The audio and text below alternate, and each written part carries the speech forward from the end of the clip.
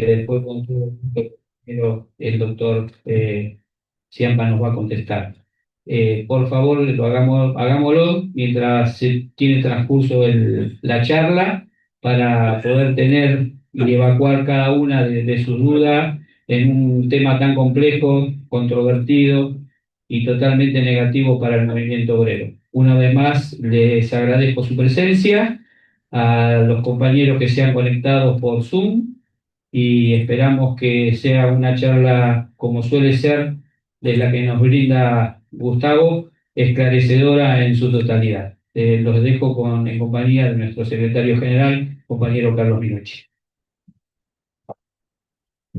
Bueno, compañeros, no lo voy a presentar, ya lo conocen, es nuestro querido Gustavo, así que le agradezco de corazón porque sé que anda por todos los canales de televisión, porque hicimos una novela como protagonista, pero como lo queremos, él nos quiere y se ha forzado para poder dar esta charla y esclarecer en este momento tan difícil que estamos pasando los trabajadores, la justicia, lo que está pasando el país y el mundo. Creo que escucharlo a Gus nos va a permitir tomar una dimensión de lo que nos está pasando y poder transmitírselo a nuestros compañeros de oficina, a nuestros compañeros de vida, la realidad de lo que se está viviendo, porque hay muchos que todavía no se dieron cuenta de lo que estamos atravesando. Así que bueno, te agradezco de corazón, Gustavito, y te dejo a cargo de todo. Sí, bueno, hola, hola a todos, a todas. Bueno, yo me siento en casa, estar en Amsterdam para mí estar en casa. Eh, ¿Cómo estamos? Estamos complicados, estamos muy complicados. Muy, hablo más allá del marco general, mundo, país, pero en el tema laboral y con motivo de esta casi ley, pues ya está sancionada por el Congreso, todavía no está promulgada por el Poder Ejecutivo, ya tiene número de ley. Ayer a última hora tuvo número de ley, 27.802. Eh, no sabemos qué espera el Poder Ejecutivo para promulgarlo y publicarlo. Algunos dicen que sacar alguna reglamentación, hay algunas de las cosas de la ley que requieren reglamentación para ser aplicables. La mayor parte no, pero algunas cosas sí. No sabemos, están esperando eso o se habrá publicado hoy o mañana. Esto implica que va a entrar en vigencia, por lo menos en cuanto a derechos se refiere, la afectación de derechos, al día siguiente de su publicación en el boletín oficial. Sí, perdón, yo no agradecí, ¿no? Pero gracias, gracias por la presentación, gracias por la invitación. Eh, yo estoy viendo cómo cambiar mi función, ¿no? Esto que decía Carlito, que me la paso en los canales de televisión, era militar la no reforma, y hoy la reforma ya casi está. O ya está, ya démoslo por hecho. Entonces, lo que se me ocurría como en la militancia de la no reforma, eh, sí, trataba yo y todos quienes nos tocó estar en el rol de acceder a algún medio, alguna radio, algún canal y tratar de tirar algún mensaje de lo que veíamos que iba a pasar con esto y se convertía en ley, íbamos a los temas más gruesos, los temas que eran más sensibles, quizá para quien estaba escuchando un programa de radio, que era un programa de televisión, que estaba con un streaming, pero es mucho más que eso, digamos, que el tema que son graves de por sí, ¿no? El tema de jornada de trabajo, de vacaciones. Entonces me parecía que podía ser conveniente para nosotros, para esta reunión y para ver de qué forma nos podemos enriquecer, pues yo tengo todo muy en borrador también, les cuento, y no tengo solución, eh, de qué manera nos podemos enriquecer, pero digo, bueno, contarles algo más del contenido de lo que viene en esta ley. Es una ley que cambia todas las relaciones laborales, que es un retroceso gigantesco en calidad, en derechos, en tiempo. Yo vengo diciendo que esto nos hace que nunca vi una modernidad que atrase tanto, ¿no? Una modernización, lo llaman ley de modernización, atrasa más de un siglo. En la década del 80 había una película que, fue un símbolo que era volver al futuro, y acá estamos yendo al pasado, ¿no? Estamos avanzando al pasado, la contracara de volver al futuro. Eh, y digo, qué es esto en este atraso monumental en tres cosas? Una, que puede ser lo más notorio en el tratamiento que se hace del tema de la jornada de trabajo, cuando estamos cerca de conmemorar el 8 de marzo, el Día de la Mujer, más o menos próximos al 1 de mayo, Día del Trabajador y la Trabajadora, cuando lo que conmemoramos esos días es homenaje a víctimas que fueron asesinadas el 1 de mayo con un simulacro de juicio por pelear por una reducción, limitación de la jornada de trabajo. El tema del límite de la jornada de trabajo no es un tema menor.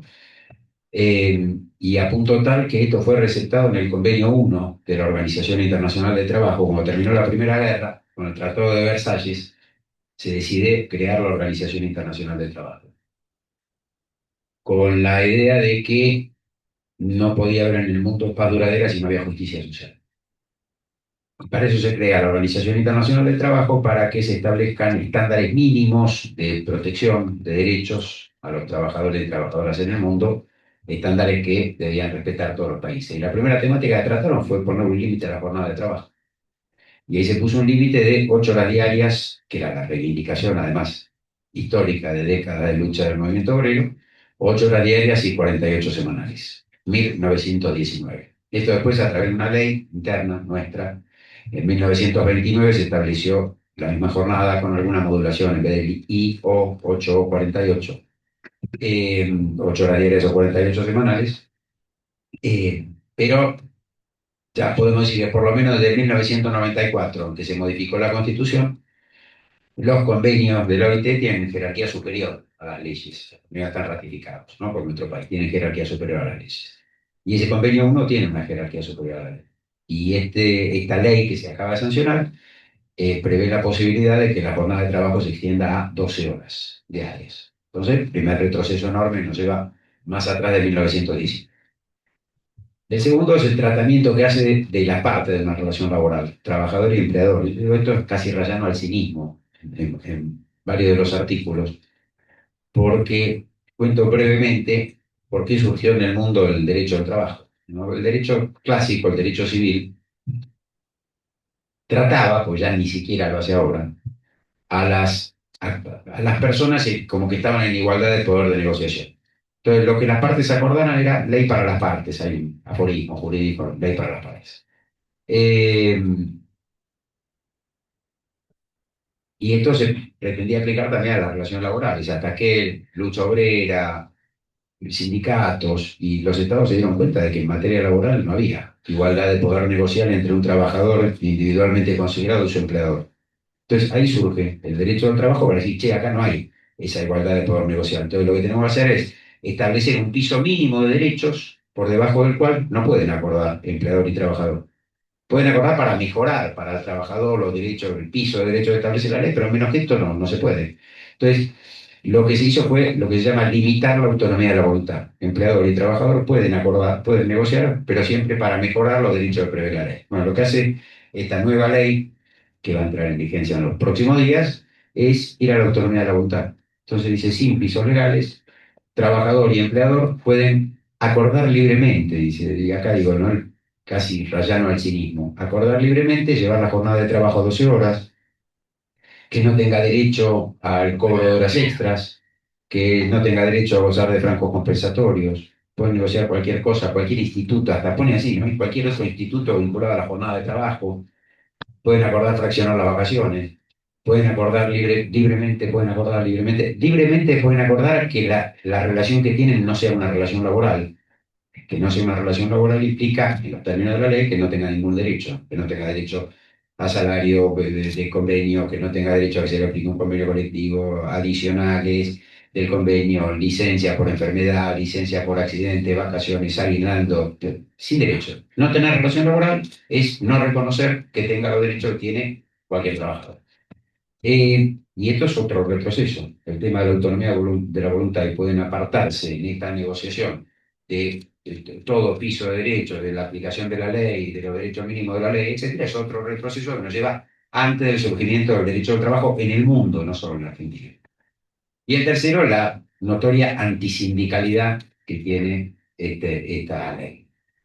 Yo, en general digo, la antisindicalidad se puede definir por dos cosas. Uno, por la intención del que hace algo, en este caso una ley. ¿Pues qué intención tiene? ¿Tiene intención de debilitar a los sindicatos, de impedir el accionar sindical? ¿Esa es la intención? O entonces, se puede definir la antisindicalidad por la intención y la otra por el efecto que tiene lo que hace. No me importa lo que quiso hacer el que hizo la ley, lo que me importa es qué efecto tiene esa ley. Y en este caso, sea por intención de quien hizo la ley o por el efecto que va a tener la ley, hay una antisindicalidad muy marcada. Un castigo a la actividad sindical, ya vamos a mencionar por qué, de convertir un derecho humano como el derecho de huelga casi en un acto ilícito, de poder sancionar a los sindicatos que ejerzan el derecho de huelga, de poder sancionar a los trabajadores que ejerzan el derecho de huelga, de que la negociación colectiva, en vez de ser un instrumento de mejora continua de las condiciones de trabajo y de vida, pase a ser un instrumento para el empeoramiento de las condiciones de trabajo y de vida. Entonces, esta antisindicalidad que se vincula con la antisindicalidad que existió en los orígenes del liberalismo, ¿no? Digamos, la libertad sindical, el derecho de huelga eran considerados un delito. Si los trabajadores se agrupaban para fortalecerse y para poder defender mejor sus intereses, era considerado un delito, mismo que el derecho de huelga. A veces enseñamos en la facultad que la libertad sindical y el derecho de huelga son aquellos derechos que tuvieron una evolución más sorprendente en materia jurídica, pues pasaron en un lapso de 150 años de ser un delito castigado con pena de prisión, ¿no?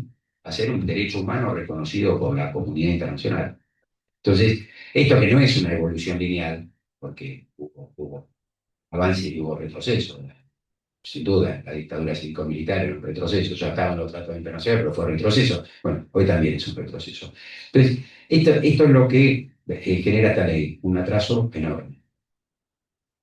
Se decía que era necesaria esta ley para generar empleo, yo no voy a abundar mucho en datos, pero digamos, está demostrado, está en la experiencia argentina, además, que quitarle derecho a los trabajadores no genera empleo, lo que hace es facilitar la destrucción de empleo, lo cual se incrementa la desocupación.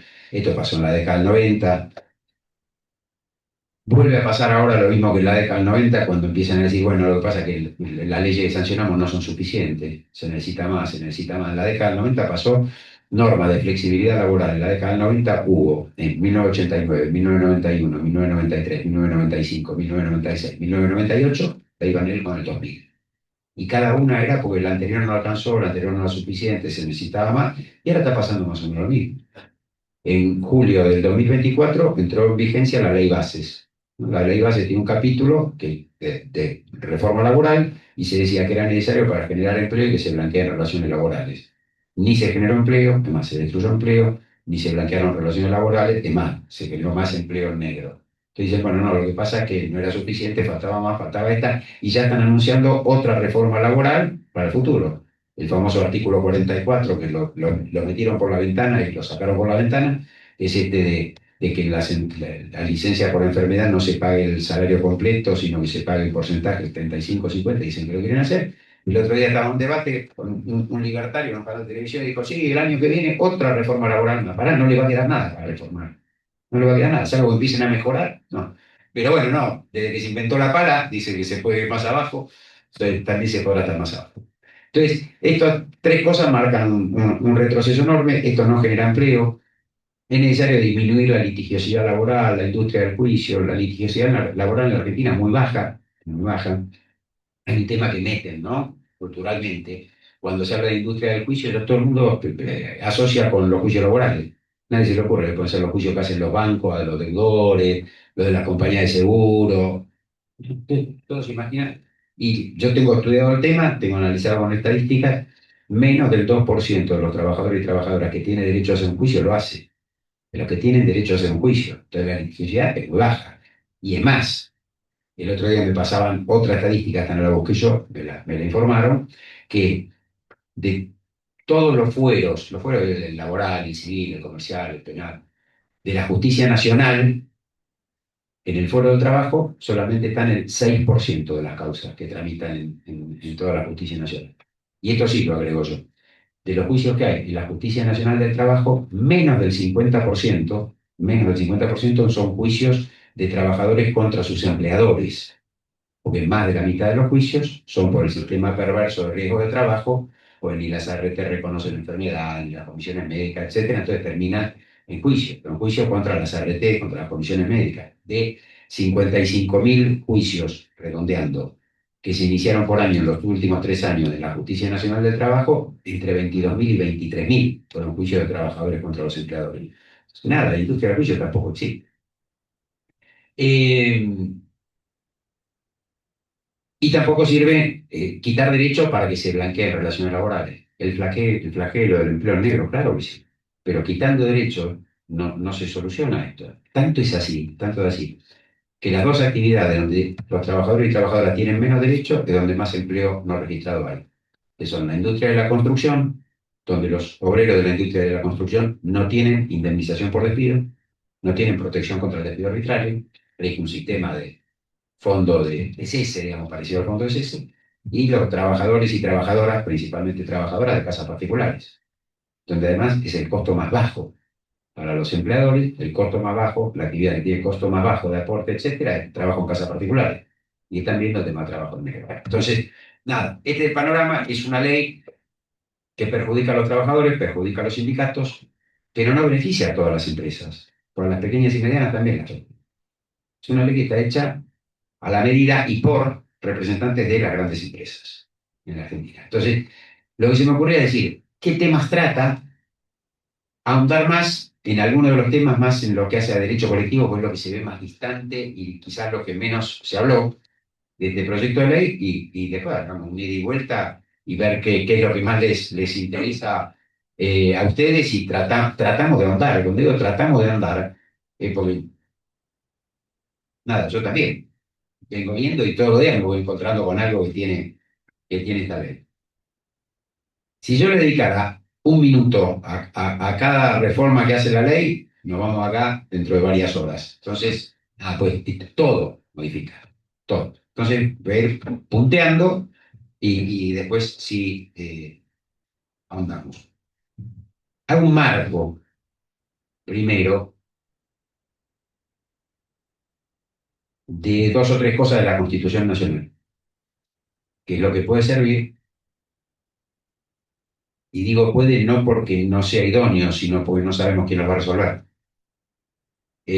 Porque también se llevan puesta la justicia del trabajo, disuelven la Justicia Nacional del Trabajo en este proyecto de ley.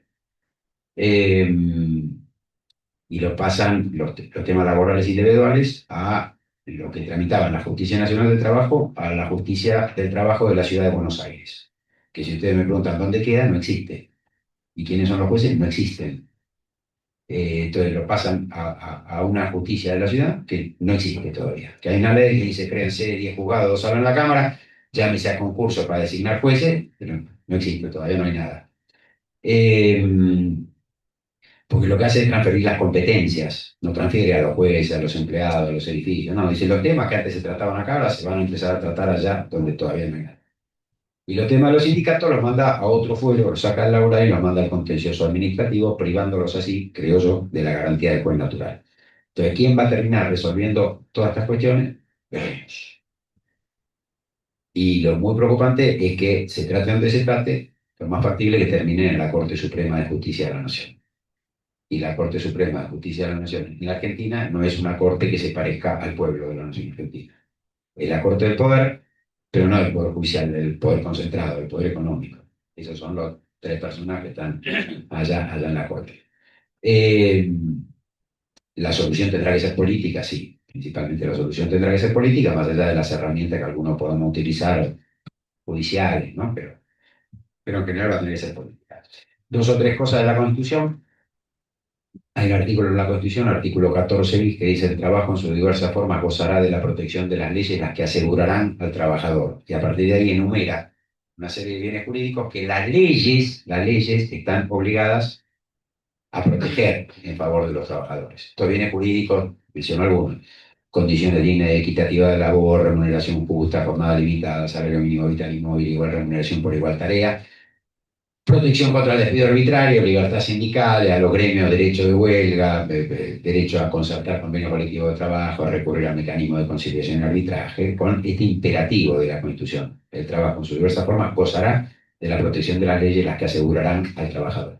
Había un comunicador, periodista, que además tuvo incidencia política, no era solo comunicador y periodista, en gobiernos dictatoriales, Mariano Grondona, que decía: la Constitución es todo obligatorio salvo el 14 bis, que es para el futuro. Él decía: el trabajo se gozará de la protección de la ley, esto mañana, ¿no? Hoy no, mañana tendrá que gozar. Bueno, no, son imperativos, son mandatos, son para ahora. Eh, y esto implica que si una ley tiene que dar sentido de esto, de protección, esto es sentido prospectivo, o se protege o se desprotege. Entonces, cuando una ley hace que se mantengan los derechos, bueno, mantiene un nivel de protección. Cuando se mejora, protege más. Cuando reduce derechos o degrada derechos, está desprotegiendo. Y esto es contrario al mandato constitucional. En segundo lugar, hay dos principios también en la Constitución Nacional propios y que vienen de tratados internacionales de derechos humanos que tienen en nuestro país jerarquía constitucional, que llaman principio de progresividad y principio de no regresión o de irregresividad. Esto quiere decir que en materia de derechos sociales, y los derechos laborales son derechos sociales, el Estado tiene la obligación de propender a su mejora, hasta el máximo de los recursos disponibles. Principio de progresividad. Entonces, puede mantener los niveles de protección como están o mejorarlos. Y lo que no puede es retroceder en los niveles de protección. Esto viola el principio de no regresión o de irregresividad. Norma que degrade los niveles de protección, que reduzca derechos, es inconstitucional por violación del principio de no regresión. Siempre esto tan claro, lo van a decir así los tribunales, no, no necesariamente lo van a decir así, yo creo que tendrían que decirlo, pero vamos a ver qué pasa. Entonces, este es el marco constitucional para el abordaje jurídico de esta ley. Pero después hay otros abordajes que no son solo jurídicos y que hacen a esta ley: es equitativa, propende a dar razonabilidad a las relaciones laborales, son preguntas, ¿no? Eh, propende a la distribución equitativa del ingreso, no, todo lo contrario, es todo lo contrario. Es una ley absolutamente irrazonable, incrementa la arbitrariedad, es una ley injusta. Entonces, esto es evaluación. ¿Qué temas trata esta ley?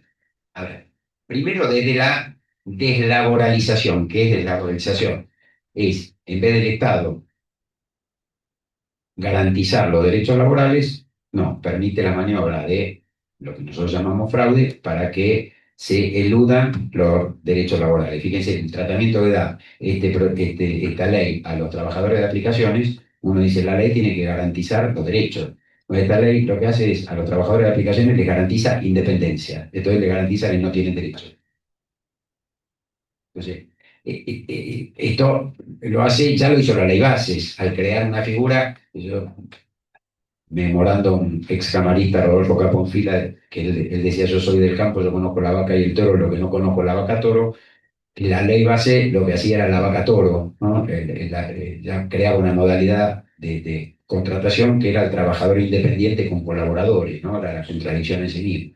Y esto era para legitimar el trabajo en negro, que una persona pudiera contratar hasta tres. No le reconocía relación laboral a ninguna de esas tres personas, pero además decía: y ninguna de las cuatro puede invocar tener relación laboral con la persona física o jurídica empresa que se valga de la prestación de tareas, con lo cual permitía la generación de racimos de trabajadores no registrados. Entonces, un punto, la de la globalización, afecta principios inherentes al derecho al trabajo, como el principio de renunciabilidad. El principio de renunciabilidad es que los trabajadores no pueden renunciar a los derechos que tienen reconocidos, sea por ley, sea por convenio colectivo de trabajo, o a partir de un proyecto de ley de Héctor Recalde, tampoco a sus condiciones individuales del contrato de trabajo que mejoraban los derechos de la ley o del convenio colectivo. Bueno, lo que hace esta ley es permitir que se renuncie a los derechos, validar la renuncia de derechos, por lo menos los provenientes de la relación individual de trabajo.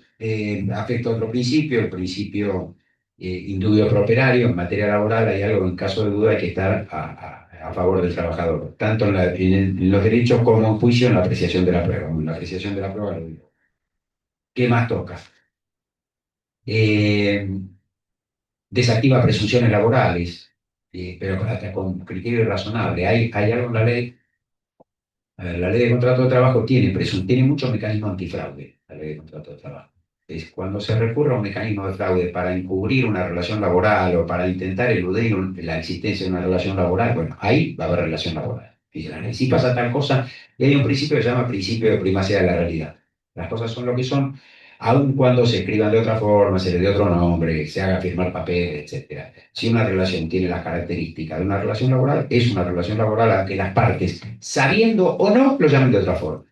Principio de primacía de la realidad. Lo que decía el general Perón, que él tenía un perro al que le había puesto de nombre León. Y cuando lo llamaba decía León, León, y venía, pero que venía era un perro. Es el principio de primacía de la realidad, pero llevado a el derecho del trabajo es esto, cuando una relación tiene las características de una relación laboral, es una relación laboral.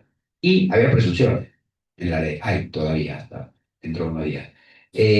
Si se acredita la prestación de tarea para otro, se presume que hay relación laboral, salvo que el otro pruebe que tenía determinadas características que hacen que no se pueda concluir que sea una relación laboral. Entonces, ¿qué es lo que hace en esta idea de deslaboralización esta ley? Destruye las presunciones. Entonces, se presumirá, pero además es tramposo, ¿no? Estamos ante un legislador tramposo. Se presumirá que existe relación laboral cuando se acredite la prestación de tareas en relación de dependencia. Entonces, ¿cómo? Entonces, si tengo que probar la relación de dependencia, ya no necesito la presunción. La presunción es un medio de facilitar la prueba. Bueno, termina con las presunciones. Ustedes deben haber escuchado, o pueden saber, que en los casos de tercerización, la empresa principal responde solidariamente por la deuda de su contratista. Bueno, ahora con el cumplimiento de algunos requisitos formales, como pedirle los recibos de sueldo y que haya un quit, ya no va a responder más la empresa principal por la deuda del contratista. Esto afecta a los trabajadores, indudablemente afecta a los trabajadores dependientes del contratista, pero también afecta a la empresa contratista. Porque cuando la empresa principal va a responder solidariamente por la deuda del contratista, se cuida de no exponerlo al contratista. Pues si expone al contratista, por ejemplo, asfixiándolo económicamente y el contratista no paga los sueldos, los trabajadores del contratista le pueden reclamar a la empresa principal. Hoy, cuando ya no responda más por la deuda del contratista, puede asfixiarlo tranquilamente o puede cortarle el contrato tranquilamente, liberado de cualquier tipo de responsabilidad por la deuda del contratista. Lo mismo en esto del principio de primacía de la realidad, uno puede decir, ¿quién es el empleador en una relación laboral? El empleador es el que ejerce el rol de empleador. Y si aparece otro como empleador, no importa, el principio de primacía de la realidad es el empleador, es el que ejerce el rol de empleador. Ya desde la ley Bases 2024 y reafirmado en esta ley, el empleador, en los términos de la ley, después todo esto que yo cuento podrá ser vulnerable constitucionalmente, ¿eh? Y yo creo que es vulnerable constitucionalmente, se puede impugnar constitucionalmente, pero en los términos de la propia ley, empleador es el que registra la relación laboral. Entonces no importa quién es el que ejerce el rol de empleador, si aparece Pirulo que registró la relación laboral como empleador, aunque no ejerza ningún rol de empleador, el trabajador no podrá decir, mi empleador, vuelvo, lo término de la ley, mi empleador es aquel para el que trabajo, el que me da las órdenes e instrucciones, el que se beneficia con la prestación laboral que yo doy, aquel titular de la empresa en la que yo estoy inserto, prestando tareas y que organiza mi prestación laboral, no. Y en base al empleador, en que figura el recibo. Eh, Hace más modificaciones. Fíjense hasta qué punto, no solo esto modifica los derechos, sino modifica hasta el espíritu de la legislación laboral. Yo decía, esta ley no genera empleo, pues las leyes laborales no generan empleo. Lo que genera empleo es la política económica. Política económica hace que las empresas produzcan, o vendan, o exporten, y para eso necesiten producir, y para eso necesiten contratar trabajadores y trabajadoras. O destruye empleo. Estamos viendo todos los días se crean empresas, todos los días son empresas. Y no es por los derechos de los trabajadores, es por la política económica. Y entonces, ¿para qué sirve la legislación laboral? Si no es para generar empleo. Bueno, sirve para preservar la dignidad de las personas que trabajan. Esta es la actitud que tiene y la finalidad de la legislación laboral. Preservar la dignidad de los que trabajan. Entonces, cuando se degradan los derechos, lo que se degrada es la dignidad de las personas que trabajan. Pero a punto tal, que están convencidos de esto, que hasta modifican algunos artículos de la ley que, y en esto quiero evitar ser confuso en lo que voy a decir. Hablo exclusivamente del plano normativo, del plano legal, pero en el plano normativo, en el plano legal, ni siquiera la dictadura militar se animó a modificar tanto el perjuicio de los trabajadores la ley. Eso mutiló la ley de contrato de trabajo. Pero ni siquiera se llegó a tanto en el plano, vuelvo, en el plano legal. Y después las atrocidades, eh, sin duda, de las comités. Pero en el plano de modificación de la ley, ni la dictadura se animó a esto. Desde 1974 hay un artículo en la ley de contrato de trabajo que dice que cuando el empleador ejerce los poderes que le da la propia ley, el empleador tiene poderes que le da la ley. Fíjense que flexible es la legislación laboral, que el contrato de trabajo es el único en el cual una parte tiene poderes sobre la otra. Pero si no los contratos, digamos, las partes están más pareja y una no puede modificar las condiciones del contrato sin la voluntad de la otra. En el contrato de trabajo sí, pero el que puede modificar es el empleador. El contrato de trabajo al trabajador no se le da la posibilidad de modificar condiciones del contrato. Y las puede modificar el empleador no por ser el empleador, sino por la ley de esas facultades. Si la ley no se la diera, no lo podría hacer. Pero la propia ley dice, cuando el empleador ejerza los poderes que le da esta ley, lo tiene que ejercer preservando la dignidad de los trabajadores y sin incurrir en abuso de derechos. Además, respetando los límites que le pone la ley. Bueno, lo de preservar la dignidad de los trabajadores lo derogó. Esta ley lo deroga. Los empleadores ya no van a tener la obligación legal de preservar la dignidad de los trabajadores. Y suprime además a la justicia social. Hay otro artículo de la ley que dice, cuando una cuestión que se presenta en la realidad no pueda ser solucionada por las disposiciones de esta ley, bueno, hay que crear la solución para ese caso en base a los principios, en base a la equidad, la buena fe y el principio de justicia social. El principio de justicia social lo elimina la reforma. Entonces, tampoco hay que tener en cuenta el principio de justicia social para resolver las cuestiones que se pueden plantear en las relaciones laborales cotidianamente y no tengan solución en la ley. Entonces, digamos, no solo ataca los derechos en sus contenidos, sino hasta en su espíritu, ¿no? En esto en su finalidad, de preservar la dignidad de los trabajadores y trabajadoras. Bueno, reduce la indemnización por despido en caso de contrato a plazo fijo, va a la desalarización. Algunas prestaciones que hoy en día son consideradas salarios, la ley dice no son más salarios, los viáticos no son más salarios. Vuelve, sin decirlo expresamente, pero vuelve a habilitar que el pago de comida, pero no solo en la empresa, sino también en lugares cercanos al establecimiento, digamos, volvemos a los tickets canasta y ticket restaurant sin llamarlo ticket canasta y ticket restaurant, que no son remuneración. Que no sean remuneración tiene importancia por varias cosas, ¿no? Pues, esto alguien puede decir, bueno, pues si yo voy con el papelito y puedo comer y puedo comprar en el súper, es como tener la plata y no es como tener la plata. Pues si te enfermas no te lo dan, si te accidentas no te lo dan, para las vacaciones no se computa, para el aguinaldo no se computa, si te tienen que indemnizar no se computa, no tributa a la seguridad social, no vas a cobrar jubilación sobre eso, además se desfinancia la seguridad social, pues con esto es capítulo aparte. En esto, bueno, establece que las propinas no son remuneratorias. Escuchamos que habló el secretario de Trabajo de que iban a crear el salario dinámico. ¿No? Entonces uno dice salario dinámico. ¿Qué será? ¿Participación en la ganancia? ¿Salario dinámico? No. Salario dinámico es un eufemismo para ocultar lo que hace la ley, que es habilitar a que te rebajen el sueldo. Entonces dice que por convenio colectivo, por acuerdo colectivo, por contrato individual o por voluntad unilateral del empleador, te pueden pagar rubros por encima del sueldo obligatorio, por encima del sueldo obligatorio, que sean provisorios, transitorios, y que el día de mañana te lo pueden quitar y que además no van a tener ni continuidad tácita ni ultraactividad, y además lo recontraclara, ¿no? Entonces, alguien puede decir, y puede pensar, bueno, pero si es por sobre el sueldo obligatorio, digamos, tengo garantizado el salario obligatorio, ¿no? El que venga del convenio colectivo, y esto será en más. Digo, esto puede pasar ahora, el mes que viene, ¿no? Que entra en vigencia la ley. Pero imagínense rondas de negociación colectiva donde la ley le dice a la representación empresaria, che, pueden pactar con el sindicato que el salario se pague el incremento por un mes, por 2 meses, que después no se pague más y que no es más ultractivo.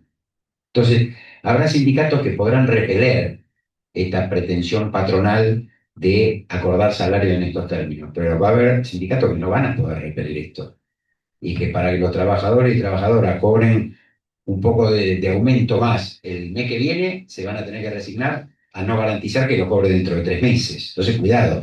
Pero esto pasa también en el contrato individual y esto pasa hasta por voluntad unilateral del empleador. O sea, te van a poder aumentar el sueldo a partir de lo que tenés hoy, que esto en el corto plazo queda bastante depreciado, ¿no? Pero te lo van a poder sacar en cualquier momento, incluso por voluntad unilateral del empleador. Esto hoy no se puede. Hoy puede haber rubros variables, ¿no? Si uno trabaja horas extra, bueno, variará en función de la cantidad de horas extra, o si tiene algún premio, variará, pero no esto de que te den aumento y después te lo saco. Bueno, este proyecto habilita la reducción salarial. Esto ya lo había habilitado un decreto en 1993, pero vía negociación colectiva. Esto es peor que la década del 90 en materia de flexibilización laboral. Porque en la década del 90, algunas cuestiones de flexibilización era vía convenio colectivo, que yo creo que era ilegal también, ¿eh? Pero ahora es hasta por acuerdo individual, vía convenio colectivo o por acuerdo individuales, trabajador y empleador negociando entre sí. Bueno, modificación a la jornada de trabajo, lo que les comenté, habilita jornada de trabajo de hasta 12 horas diarias sin pago de horas extras. Y además habilita, por otra modificación que hace la ley, a que te cambien las condiciones de trabajo, a que cambien el horario, a que cambien la tarea, a que cambien el lugar de trabajo, a que cambien los días de trabajo. Hay un instituto que se llama Ius Variandi. Ius Variandi es uno de los poderes que le da la ley al empleador para modificar por sí, porque él quiere, pero por motivos razonables, por motivos de organización de la empresa, algunas condiciones del contrato de trabajo. Por eso tiene límites. No puede afectar condiciones esenciales del contrato, no puede afectar la categoría, la extensión de jornada. Esto hoy, la extensión de jornada, no puede afectar la remuneración. En algunos casos no puede afectar una especialidad profesional. Tiene que ser razonable la modificación por motivación funcional, por razones de organización de la empresa y no puede causar ningún tipo de perjuicio, ni moral ni material.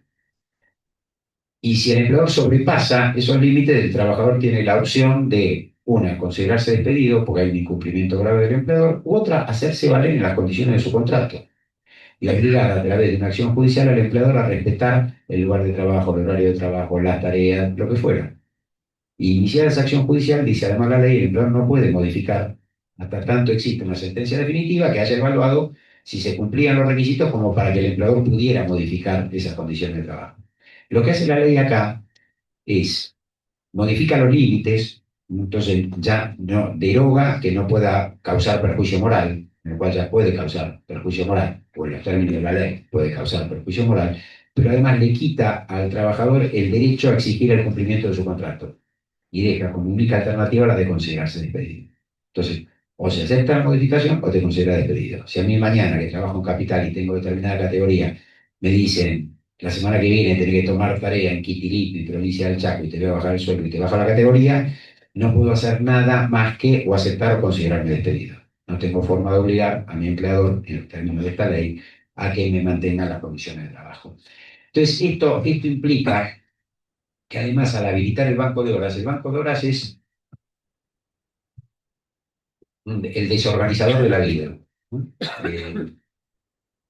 Banco de horas es que el empleador te puede decir, dicen, no, se puede, las partes pueden acordar, ¿no? Entonces el trabajador puede decir, no, che, laburo 2 horas más de lunes a jueves y el viernes no vengo. Esto no pasa en las relaciones laborales.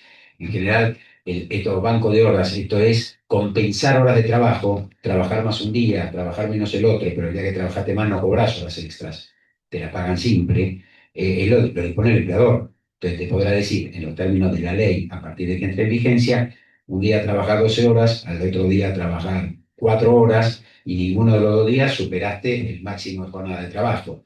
Y otro día no venís y después trabajás, no sé, un día de 8 y después de vuelta 12 y 4 y te voy avisando cada día cómo vas a trabajar. Y en el te voy avisando cada día, como la mayor parte de las personas que trabajamos organizamos nuestra vida, primero tenemos todo derecho a tener nuestra vida además del laburo, pero además organizamos los otros aspectos de nuestra vida en función de los días y horarios de trabajo, aún los que tienen turno rotativo, porque tienen turno rotativo sabe cómo rota, ¿no? Eh, a partir de esto ya no se va a poder. Entonces no vas a saber qué día vas a trabajar, cuántas horas vas a trabajar, a qué hora vas a entrar, a qué hora vas a salir. Pues estos son todos los poderes que le da esta ley al empleador. Eh, el periodo de prueba lo convierte, que es un eufemismo, pero lo convierte en un periodo de inestabilidad absoluta, ya no va a haber obligación de preavisar, disminuye la indemnización por despido. Ah, acá una aclaración que no hice, esta ley es aplicable a todos. No es que se va a aplicar nada más que a los nuevos, a los que entren a trabajar a partir de la vigencia de la ley. No, no, se le aplica a todos los que estén trabajando se le va a aplicar a todos. Podremos después tener defensa para decir, bueno, ¿por qué no corresponde que se me aplique? Pero la ley está llamada a ser aplicable a todos. Si tengo 2, 5, 10, 15 años de antigüedad y me despiden con esta ley vigente, te van a indemnizar con la indemnización que prevé esta ley, que es una indemnización reducida. Pues ya no va a ser más la mejor remuneración mensual, sino que va a ser remuneración promedio. Y esto implica bajar el monto de la remuneración que se toma en cuenta para calcular la indemnización, además de excluir de la remuneración otros rubros, cosa que hace que baje la base de cálculo y por ende baje la indemnización. Vuelve a insistir con el tema del fondo de cese, prevé mecanismos de actualización con una discriminación arbitraria. Decimos, a partir, los juicios se inician a partir de esta vigencia de esta ley, se van a actualizar de determinada manera. Índice de precios al consumidor más una tasa de interés del 3% anual, que es bastante mezquina, ¿no? Pese a los que tienen juicio hasta ahora, no se les aplica eso, se les aplica una tasa inferior, con lo cual hace una discriminación entre trabajadores sin que exista cuestión de bien común. Pues lo que le sacan a uno es para que se lo quede el empleador. Entonces es una transferencia regresiva de ingresos. Habilita el plan cuota. Esto es, a ver, los juicios laborales demoran entre 6 y 8 años. A partir del momento que se inician a que se termine, más o menos entre 6 y 8 años. Lo que dice esta ley, una vez que se termine el juicio y haya sentencia firme que condena a la empresa a pagar una indemnización, salario, lo que fuera, la empresa puede optar por pagar a partir de ese momento, cuando se termina el juicio, en 6 o en 12 cuotas. 6 cuotas si es una gran empresa, 12 cuotas si es una pequeña y mediana. Esto es una locura, es una arbitrariedad, afecta al derecho de propiedad, afecta al carácter alimentario del crédito laboral, pero además afecta hasta la igualdad ante la ley. No hay ninguna ley que autorice a un trabajador a decidir por sí que su deuda la va a cancelar en 12 cuotas, pues sus acreencias se la van a cancelar en 12 cuotas.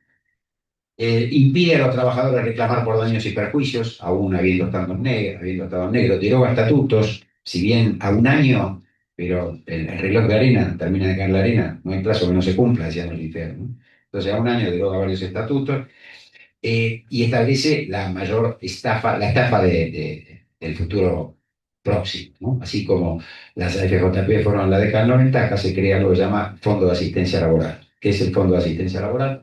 Es que parte de las contribuciones patronales que están destinadas al pago de las jubilaciones y pensiones no van a ir más al pago de jubilaciones y pensiones, se les saca eso a los jubilados y con eso se va a generar un fondo para subsidiar a las empresas en el pago de indemnizaciones por despido.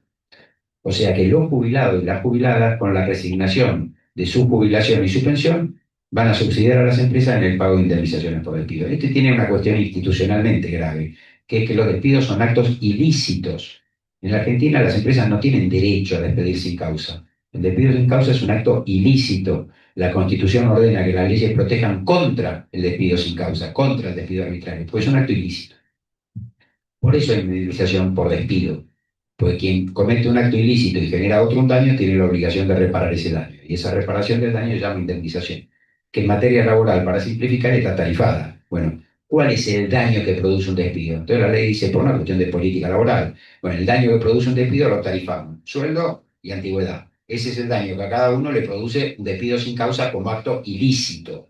Otro acto ilícito no laboral es atropellar peatones por la calle.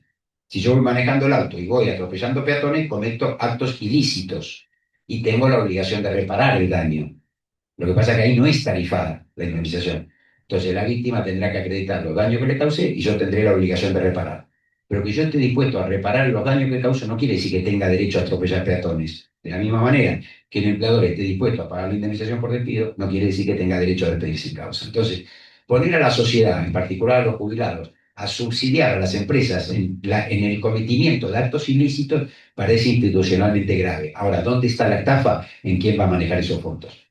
Esos fondos los van a manejar sociedades con fines de lucro. Entonces, entre el 1,5 y el 3% de la masa salarial de la República Argentina lo van a administrar sociedades con fines de lucro. Es otra vez la CFJP. Esta es la estafa que está escondida en la reforma laboral, ¿no? Cómo se esconde un elefante en una plaza, se llena la plaza de elefantes. Esto es lo que hicieron con el FAL. Les interesa a todos los elefantes, porque les interesa la reforma laboral. Pero esto lo metieron acá porque pasa más escondida la estafa por los demás. Eh, Damos algunas cosas de derecho colectivo del trabajo. Voy tratando de ir redondeando para ir a lo que les decía del intercambio. Ataque a las organizaciones sindicales, debilitamiento de las organizaciones sindicales. Hay un instrumento internacional que se llama Opinión Consultiva 2721, que es un instrumento de la Corte Interamericana de Derechos Humanos, que de mayo del año 2021, donde la Corte Interamericana interpreta la Convención Americana sobre Derechos Humanos en materia de libertad sindical, negociación colectiva y derecho de huelga con perspectiva de género. ¿Cuál es la importancia de esto? Que esta Carta Americana sobre Derechos Humanos en nuestro país tiene la misma jerarquía que la Constitución Nacional. Y la Constitución Nacional dice que esos tratados internacionales se interpretan, literalmente dice, en las condiciones de su vigencia. Y la Corte Suprema de Justicia de la Nación ya desde el año 1996 interpretó que en las condiciones de su vigencia quiere decir que esos convenios internacionales tienen que ser aplicados en argentinos con la interpretación que le hacen los organismos creados por el propio tratado con facultades para interpretar. Con lo cual, ¿qué dice la Convención Americana sobre Derechos Humanos en materia de libertad sindical, negociación colectiva y derecho de huelga con perspectiva de género? La Convención Americana dice, y los jueces argentinos y todos los poderes del Estado y los sujetos privados deben respetar lo que dice según la interpretación que hace la Corte Interamericana de Derechos Humanos. Esta es la importancia del tema. ¿Qué dice la Corte Interamericana? Que los Estados tienen el deber de adoptar todas las medidas que sean necesarias para salvaguardar la libertad sindical y fomentar el fortalecimiento de las organizaciones sindicales y la eficacia del accionar colectivo. Se le da un sentido a la actuación del Estado en materia sindical y en materia de accionar colectivo. Tiene que adoptar todas las medidas dirigidas a fortalecer a fortalecer a los sindicatos y garantizar la eficacia del accionar colectivo. Garantizar la eficacia del accionar colectivo quiere decir que la acción gremial logre sus objetivos. Esto es eficacia en el logro de objetivos. Sin embargo, la ley va totalmente en el sentido contrario. Primero, porque dificulta la realización de asambleas o congresos. En algún punto todavía tengo la duda, si es que no saben cómo es la vida interna de un sindicato, puede pasar, pues esto lo escribieron los abogados de las grandes empresas que pueden manejar el tema del derecho, pero quizás no sepan lo que es un sindicato, o si es a propósito para confundir. Porque le da el mismo tratamiento a una asamblea de personal en una empresa convocada por el sindicato que al Congreso del sindicato. El Congreso del sindicato es el órgano deliberativo del sindicato, ¿no? En cambio, una asamblea de personal puede ser informativa, puede ser resolutoria, pero bueno, en ambos casos dice que tienen que contar para hacerla con autorización de las empresas, aun cuando no se realice en el ámbito de las empresas. Y que además los trabajadores que concurran a la asamblea o al congreso pierden el salario, pierden el derecho al salario. Esto indudablemente no es fortalecimiento de la acción sindical, es construcción de la acción. Crea algo que llama infracciones muy graves por parte de los sindicatos. Los sindicatos no pueden incurrir, hoy en día no hay infracciones, salvo que prevé una ley muy específica, el Pacto Federal. Eh, pero en general, cuando se habla de infracciones en el derecho, hay una graduación entre infracciones leves, infracciones graves, infracciones muy graves, en función de la entidad de la infracción, del incumplimiento, y las sanciones en general son, digamos, la sanción a la infracción leve le corresponde una sanción leve y así va teniendo proporcionalidad. Bueno, esta ley directamente prevé que los sindicatos pueden llegar a cometer infracciones, pero solo muy graves. Son todas muy graves. Las infracciones de los sindicatos son todas muy graves. Entonces, dice, afectar la libertad de trabajo eh, para quienes no adhieran a una medida de fuerza, por actos, hechos, intimidaciones o amenazas. Entonces, los piquetes que están reconocidos por la comunidad internacional como integrando el derecho de huelga, en tanto no sean violentos, pasan a ser una infracción muy grave. Medidas de acción directa que le impidan a alguien trabajar pasan a ser una infracción muy grave en un sindicato. Eh, Provocar, instar o organizar un bloqueo o toma de establecimiento, impedir o obstruir total o parcialmente el ingreso o ingreso de personas o cosas en el establecimiento, ocasionar daños, ¿no? La huelga tiene una esencialidad dañosa. Para que haya huelga tiene que haber daños. Si no hay daños, no hay huelga. Entonces, el ejercicio del derecho de huelga pasa a ser una infracción muy grave. ¿Y cómo se sancionan las infracciones estas muy graves que crea conforme lo diga el Poder Ejecutivo? Entonces, esto afecta a otro principio del derecho, es el principio de legalidad. La sanción tiene que estar por ley, puede decir lo que diga el Poder Ejecutivo. ¿Y por qué procedimiento? Porque establezca la Secretaría de Trabajo. Entonces, esto es apuntar, ¿no?, a los sindicatos, infracciones muy graves. Fomenta el debilitamiento de las organizaciones sindicales. A ver, en la Argentina existe una tradición que responde a lo que es el modelo sindical argentino, eh, de promover, no obligar, es decir, promover que los trabajadores se organicen por actividad. Como que la ley desalienta la organización sindical por empresa, porque parte de la premisa, en general corroborada en los países donde tiene ese tipo de organización, que los sindicatos de empresa debilitan el poder negocial, son más débiles. Alguien me puede decir, como sucede muchas veces, bueno, hay experiencia histórica, si Trump, sí es cierto. Pero si uno habilitara, esto no se mide por experiencias puntuales, si uno habilitara que en un país prevalecieran los sindicatos de empresa respecto a los sindicatos de actividad, la mayor parte de los sindicatos serían débiles, más allá de que pudieran existir un Citran, ¿no?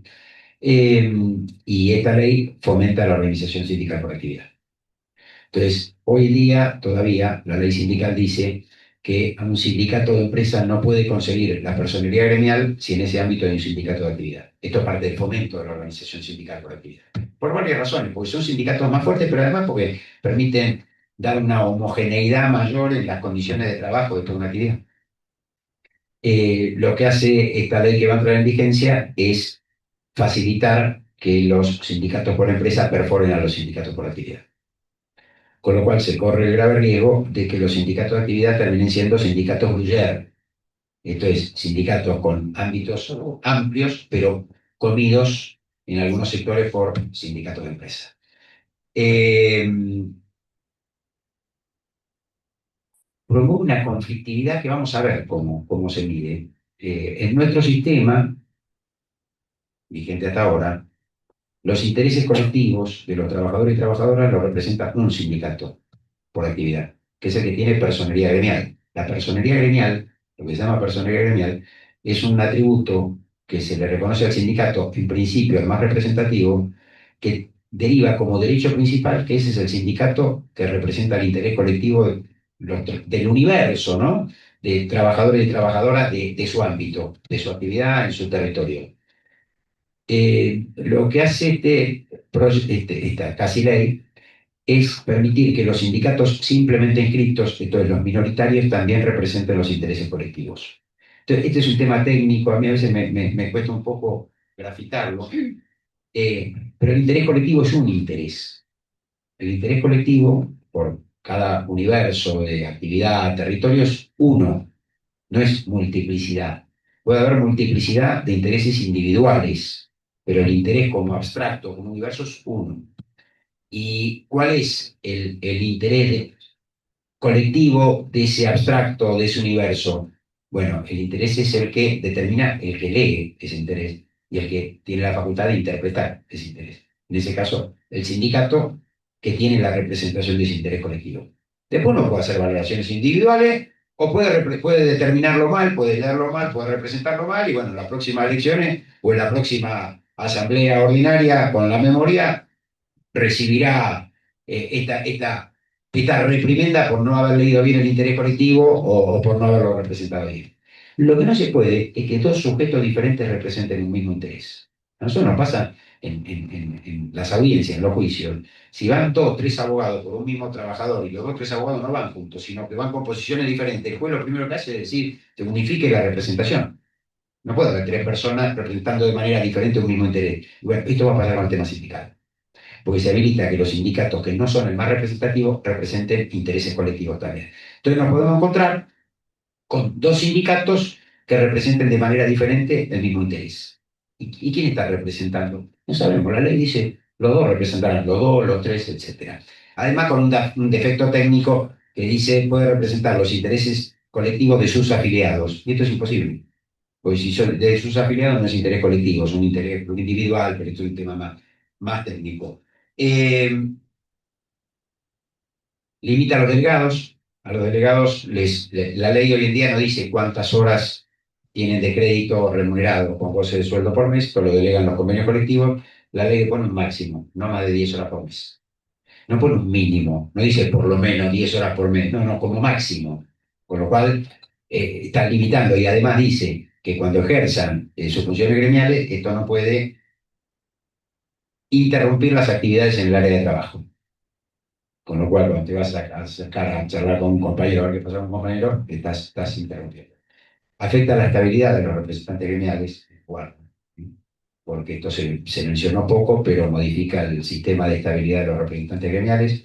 A partir de esta ley y en los términos de la ley, más allá de su vulnerabilidad constitucional, quienes ocupen cargos suplentes no van a gozar de estabilidad.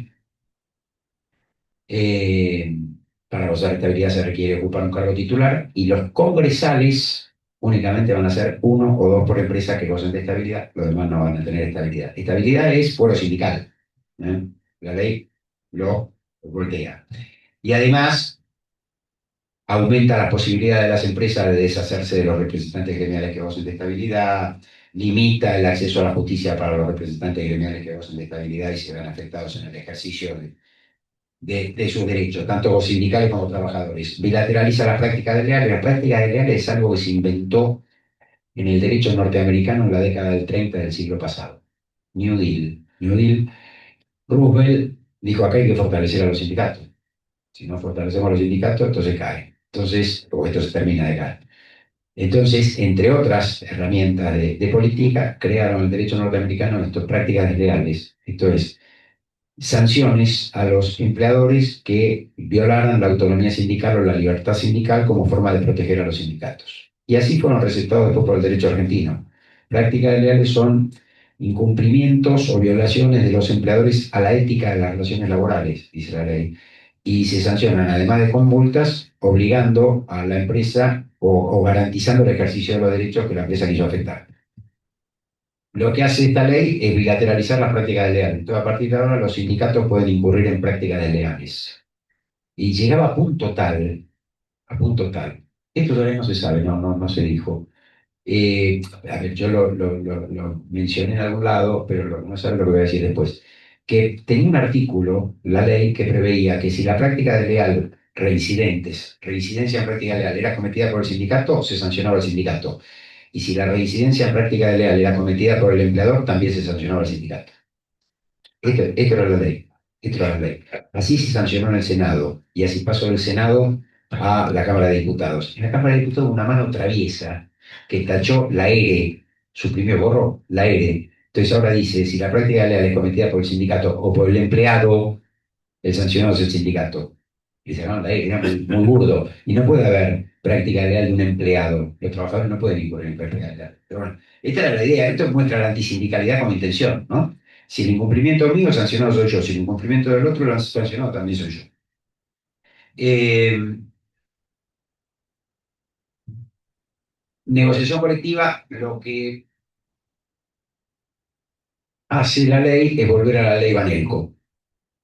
En la ley Banelco tenía algunas disposiciones que establecía que prevalecía el convenio de empresa. Hay sindicatos a los que esto no los afecta, porque tienen mucha negociación por empresa, pero en las actividades donde se negocia preponderantemente por actividad, eh, hacer prevalecer al sindicato de empresa respecto al convenio al convenio colectivo de empresa respecto al convenio de actividad, es hacer prevalecer quiere decir lo siguiente. Si hay un convenio de actividad, de la actividad tal, de convenio colectivo de aplicación en todo el país, y una empresa firma de esa actividad, firma un convenio para ser aplicable en la empresa, ¿qué es lo que se aplica en el ámbito de la empresa? Bueno, lo que dice la ley, recogiendo la tradición del derecho al trabajo, la aplicación de la norma más favorable, la aplicación de la forma más favorable, se aplica lo más favorable. Si el convenio de empresa es más favorable, se aplica el convenio de empresa. Si el convenio de actividad es más favorable, se aplica el convenio de actividad. Todo esto cotejado por instituciones, digamos, para simplificar, se compara por temas. En tal tema, ¿cuál es más favorable? Se aplica el más favorable. Lo que hace esta ley, que era lo mismo que hacía la ley Banelco, es decir, se aplica el de empresa, se aplica el de ámbito menor. Esto no necesariamente quiere decir que se va a aplicar el convenio menos favorable para los trabajadores, el tema es que lo permite. Entonces, se cambia la regla y se permite que se aplique el convenio menos favorable. A mí me llamó la atención en el 2000, yo era asesor en la Cámara de Diputados de Alicia Castro, era diputada de extracción sindical, pero solo para este tema. La asesoré cuando se discutía la ley Baneco, Alicia había roto con su bloque y ella se oponía a lo que fue después la ley Baneco.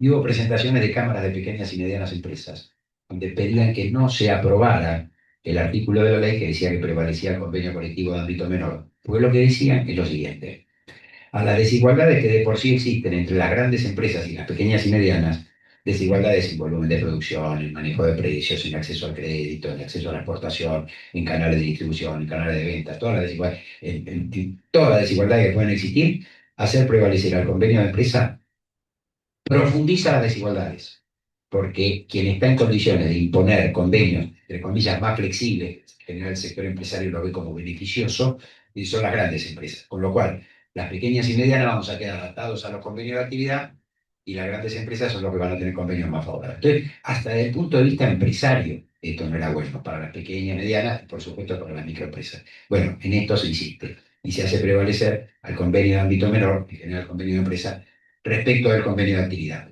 Además, se permite, y ahora expresamente, que el convenio colectivo de trabajo posterior se modifique en perjuicio del convenio colectivo de trabajo anterior. Esto es, la negociación colectiva ya no sería un instrumento de mejora de las condiciones de trabajo, como dice en esa misma opinión consultiva la Corte Interamericana de Derechos Humanos, dice, no es un mero regulador de condiciones de trabajo la convención colectiva. La convención colectiva para mejorar las condiciones de trabajo y por ende las condiciones de vida.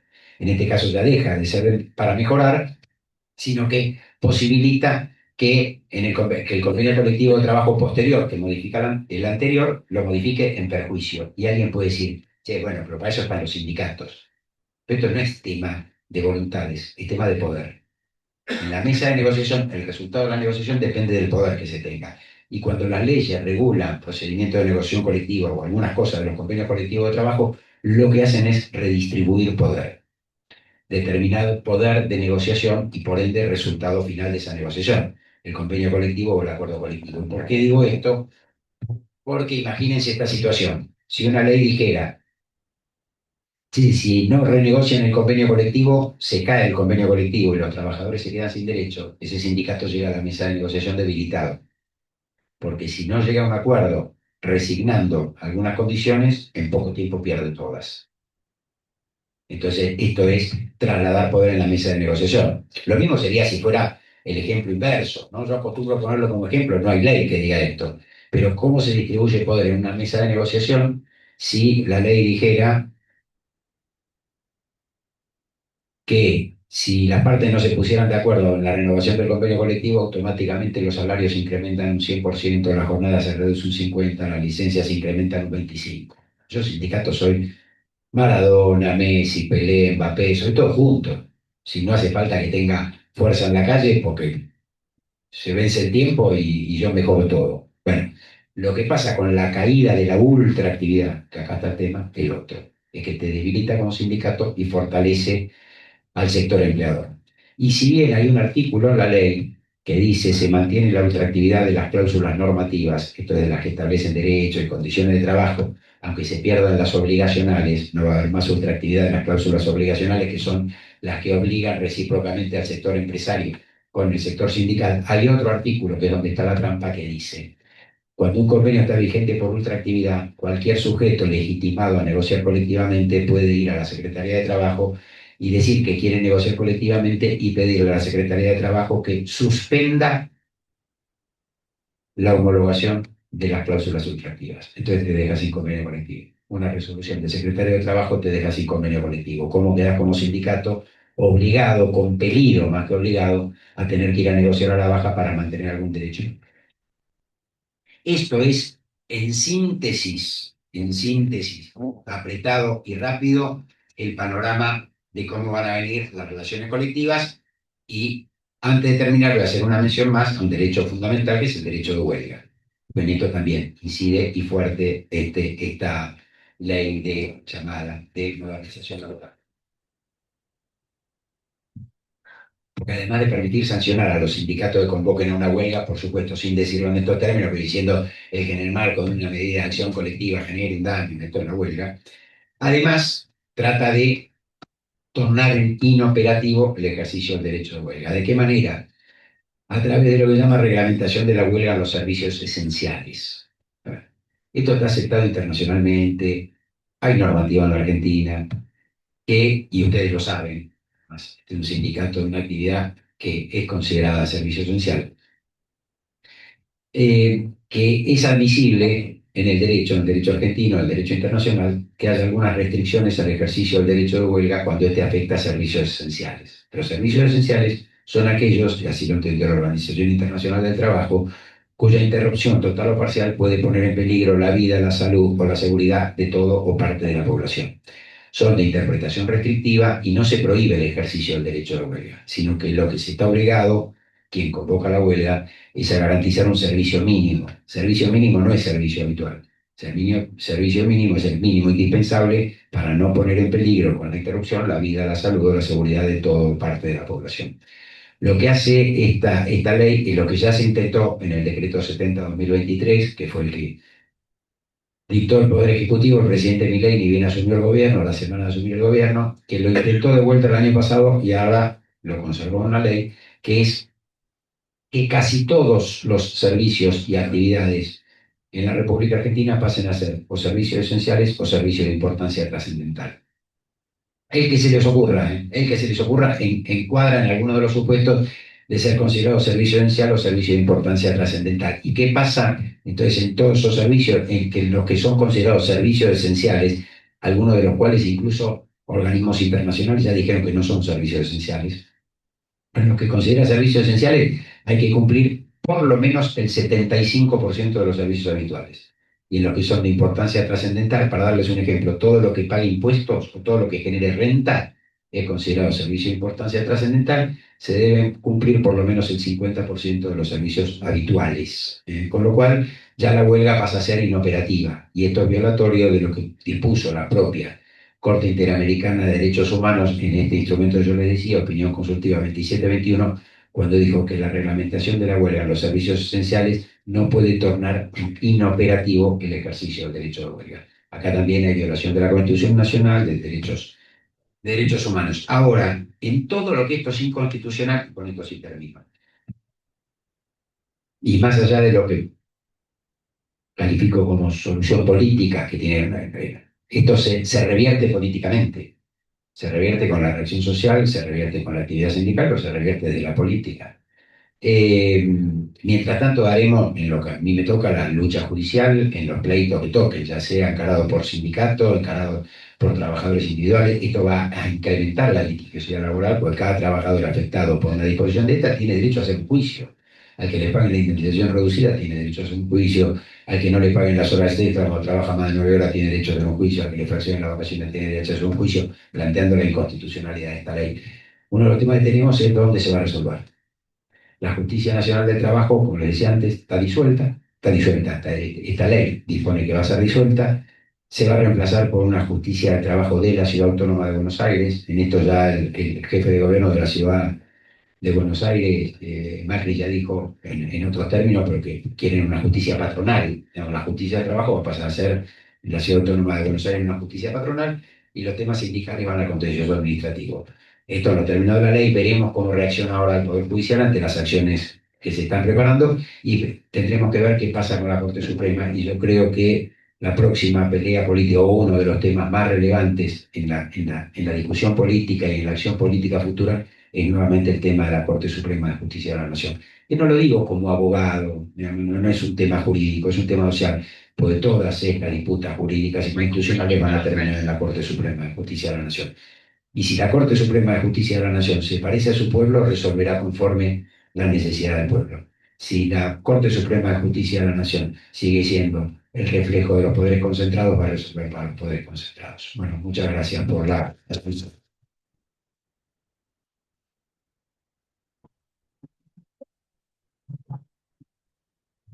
Muchas gracias, Gustavo, compañero, amigo y familia, parte de la familia de APSE.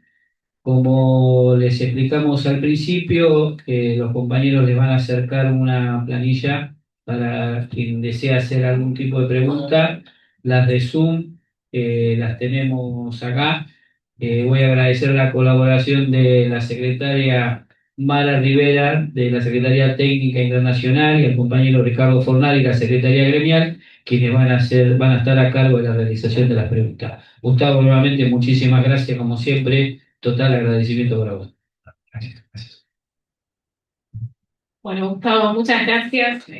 Gustavo es un compañero que nosotros vemos en los juzgados, en la Cámara de Diputados, en los sindicatos, sino también en la calle, porque cada marcha te encontramos. Así que agradecerte por eso, porque sos parte de este mundo. Bueno, a ver, teníamos muchas preguntas que nos acercaron por WhatsApp y virtual, pero fuimos descartando porque muchas de estas respuestas. Te hago tres preguntas para redondear. Eh, y una que te voy a agregar yo del plan internacional porque me quedé con algo que dijiste. Bueno, la primera es de público conocimiento que la CGT va a presentar ahora cuando esté la ley. ¿Qué pasa si prospera el amparo de la CGT y a quiénes se les aplicaría? Esa es la primera pregunta. ¿Quieres que te haga las tres juntas? Dale, yo me apunto acá. Dale. Esa es la primera, con la presentación del lunes que publicó la CGT cuando lo presente. ¿Qué pasa si prospera el amparo de la CGT y a quiénes se les aplicaría? La otra pregunta es, ¿las empresas pueden establecer aportes voluntarios a los sindicatos? Y la tercera es, ¿cómo impacta la caída de la ultraactividad de los convenios? Que si bien estuviste hablando del tema, pero un poco para establecer más que nada los convenios que están vencidos. Y esto te lo agrego yo, creo que es importante lo que dijiste del plan internacional, se está haciendo una presentación nacional, sabemos que es importante para hacer una presentación internacional que esté primero en la nacional.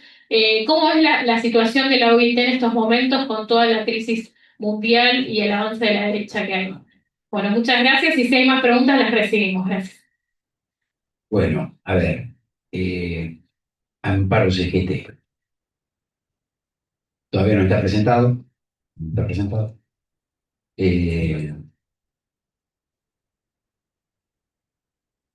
Me comprenden las generales de la ley, pues soy uno más de los abogados y abogadas que están trabajando en el tema, que estamos. Eh,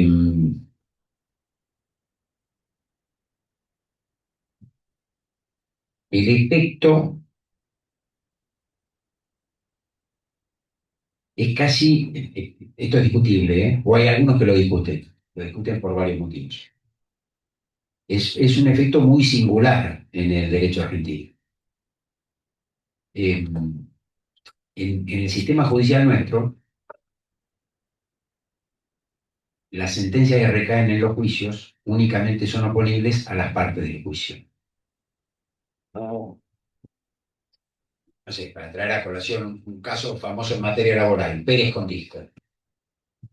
Llegó a la corte, en juicio mío, es el juicio donde se declaró la inconstitucionalidad de los tickets canasta y tickets red. Pero el juicio fue para Pérez, lo ganó Pérez, benefició a Pérez. Después tuvo un efecto, sí, expansivo, por ahí algunos juicios tienen un efecto expansivo. Entonces, a partir de ese caso, los jueces aplican a todos los otros casos el mismo criterio que aplicó la Corte. Los jueces no están obligados a seguir los criterios de la Corte. La Corte no es un tribunal de casación. Los fallos de la Corte obligan en el caso en el que la Corte dicta una sentencia.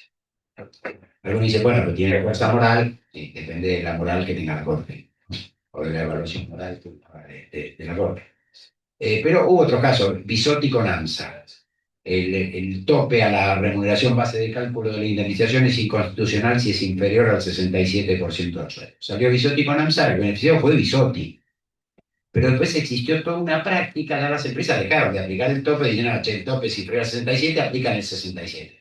Pérez con Disco, bueno, después terminó además, porque justo coincidía la ley también de Héctor Recalde, que ahí me tocó laburar con el profesor Héctor, que fue la primera ley que promulgó Cristina Fernández de Kirchner cuando asumió su primer mandato. Entonces, bueno, se terminaban los tickets como no remuneratorios. no se afectaban los tickets, se afectaba el carácter no remuneratorio de los tickets. Eh, pero, los sindicatos, como atributo de la personalidad gremial, yo mencionaba antes, que representan el interés colectivo. ¿Qué es representar el interés colectivo? Yo pido disculpas, me hacen un tema, me preguntan un tema que a mí me encanta. Representar el interés colectivo es, ¿se está representando el interés de una persona en particular? No. ¿Se está representando el interés de muchas personas en particular? No. Se está representando el interés de un abstracto, de un universo, que se puede determinar quiénes lo integran en cada momento, pero trasciende a las personas que lo integran en ese momento.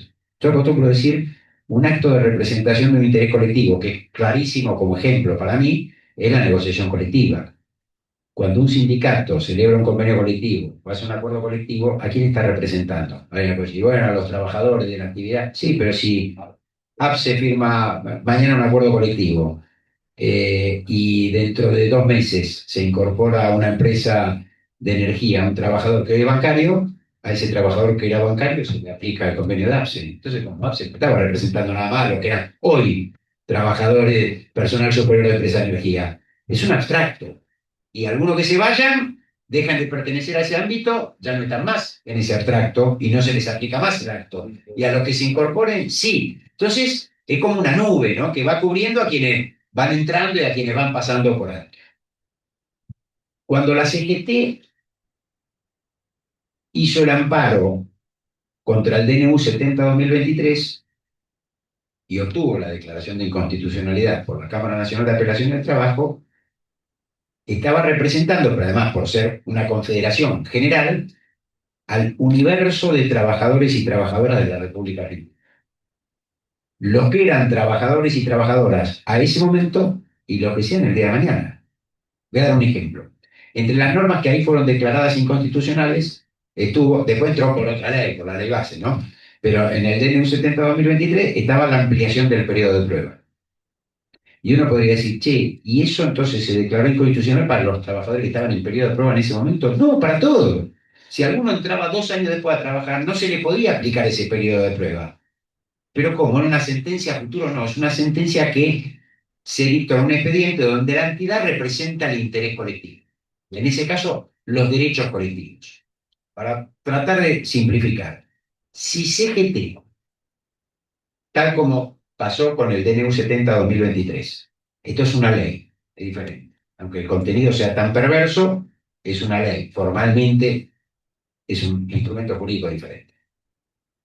Pero si la CGT obtuviera una medida cautelar que suspendiera la entrada en vigencia o los efectos de esta ley en representación de los derechos colectivos de los sujetos representados colectivamente por la CGT, que son todos los trabajadores y trabajadoras de la República Argentina y todas las organizaciones sindicales de la República Argentina, estén o no adheridos a CGT y estén o no los trabajadores sindicalizados, y si lo están, estén o no los sindicatos en CGT, a todos, al universo, al abstracto, y todos los que pasen a ser trabajadores o todos los que pasen a ser sindicatos, estuvieron metidos en esa representación.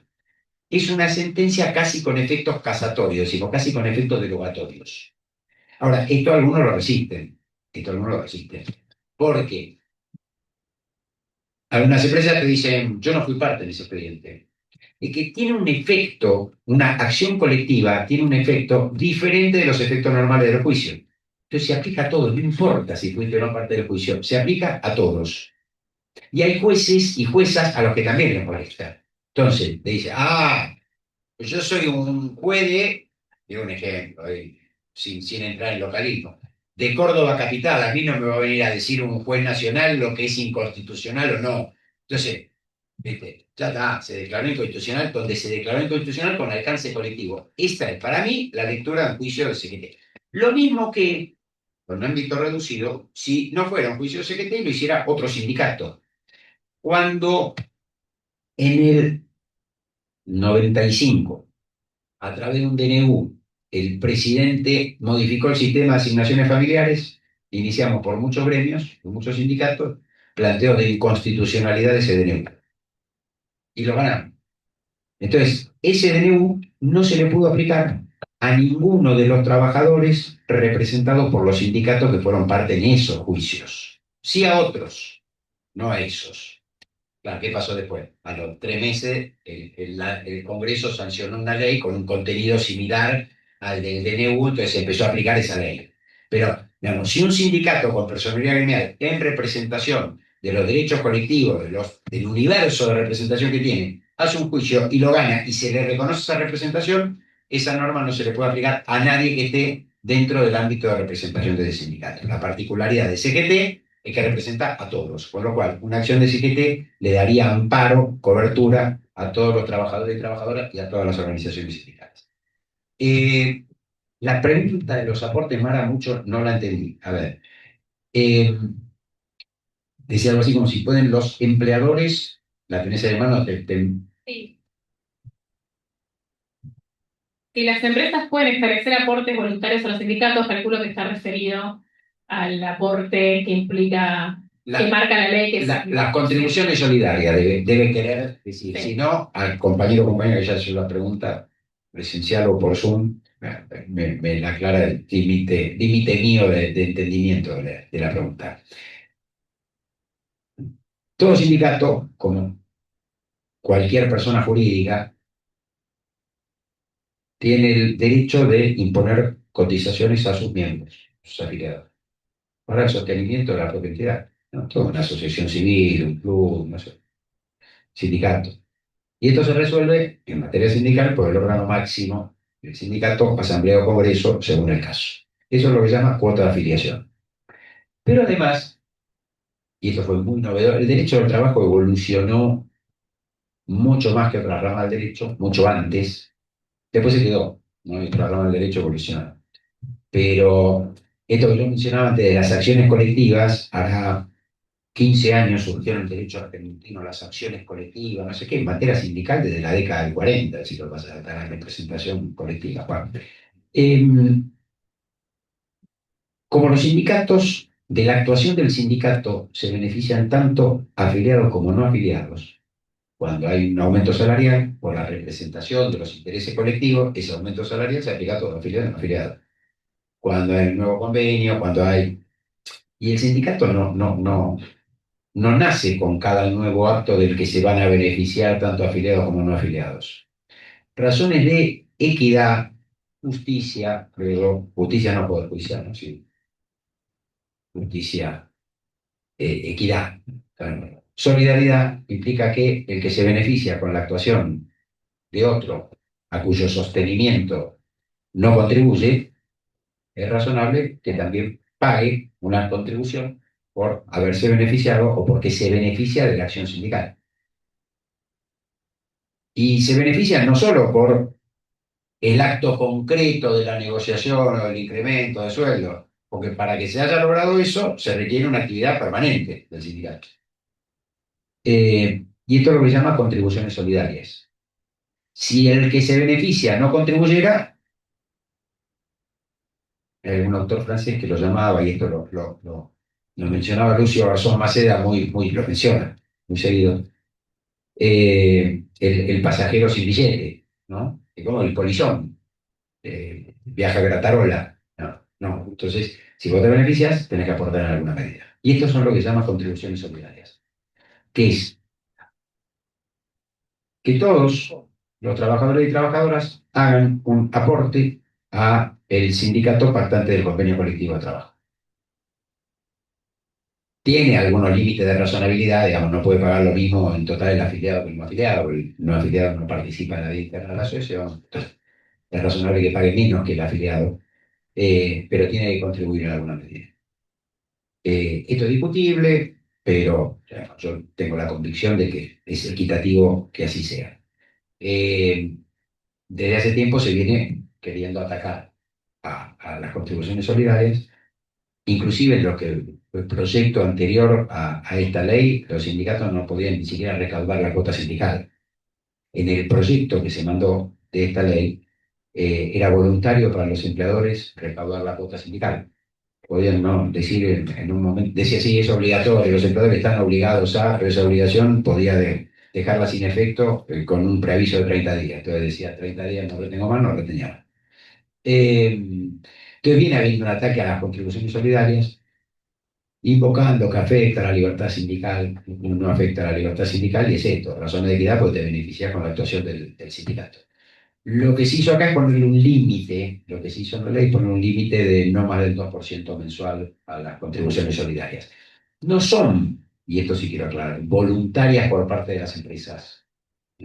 La contribución solidaria que se retiene a todos afiliados y no afiliados, esto después depende de cada sindicato. Hay algunos que razonablemente le absorben al afiliado hasta su concurrencia al monto de la contribución solidaria.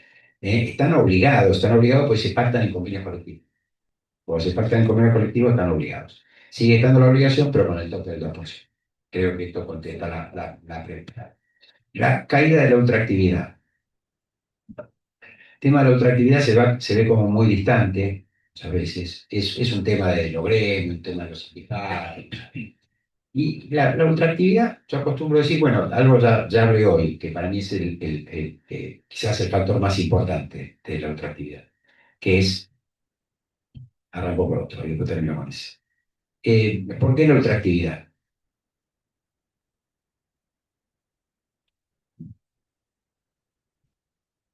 El otro día decía Sergio Palazzo, en reunión de comisión en la Cámara de Diputados, hablando de este tema, claro, me comprende la general de la ley, yo soy asesor de Sergio Palazzo en la Cámara de Diputados, decía, terminar con la ultraactividad es como exigir que el 1 de enero el Congreso de la Nación tenga que ratificar todas las leyes que dictó. Digamos, las normas están destinadas a regir. Y en los convenios colectivos de trabajo se modifican en lo que las partes la quieren modificar. En Argentina estamos viviendo, desde el surgimiento de los convenios colectivos de trabajo, el periodo más extenso de negociación colectiva en nuestra historia institucional. ¿Por qué? Porque hubo golpes de Estado institucionales. Cuando había golpes de Estado se interrumpió la negociación colectiva, no había más negociación colectiva.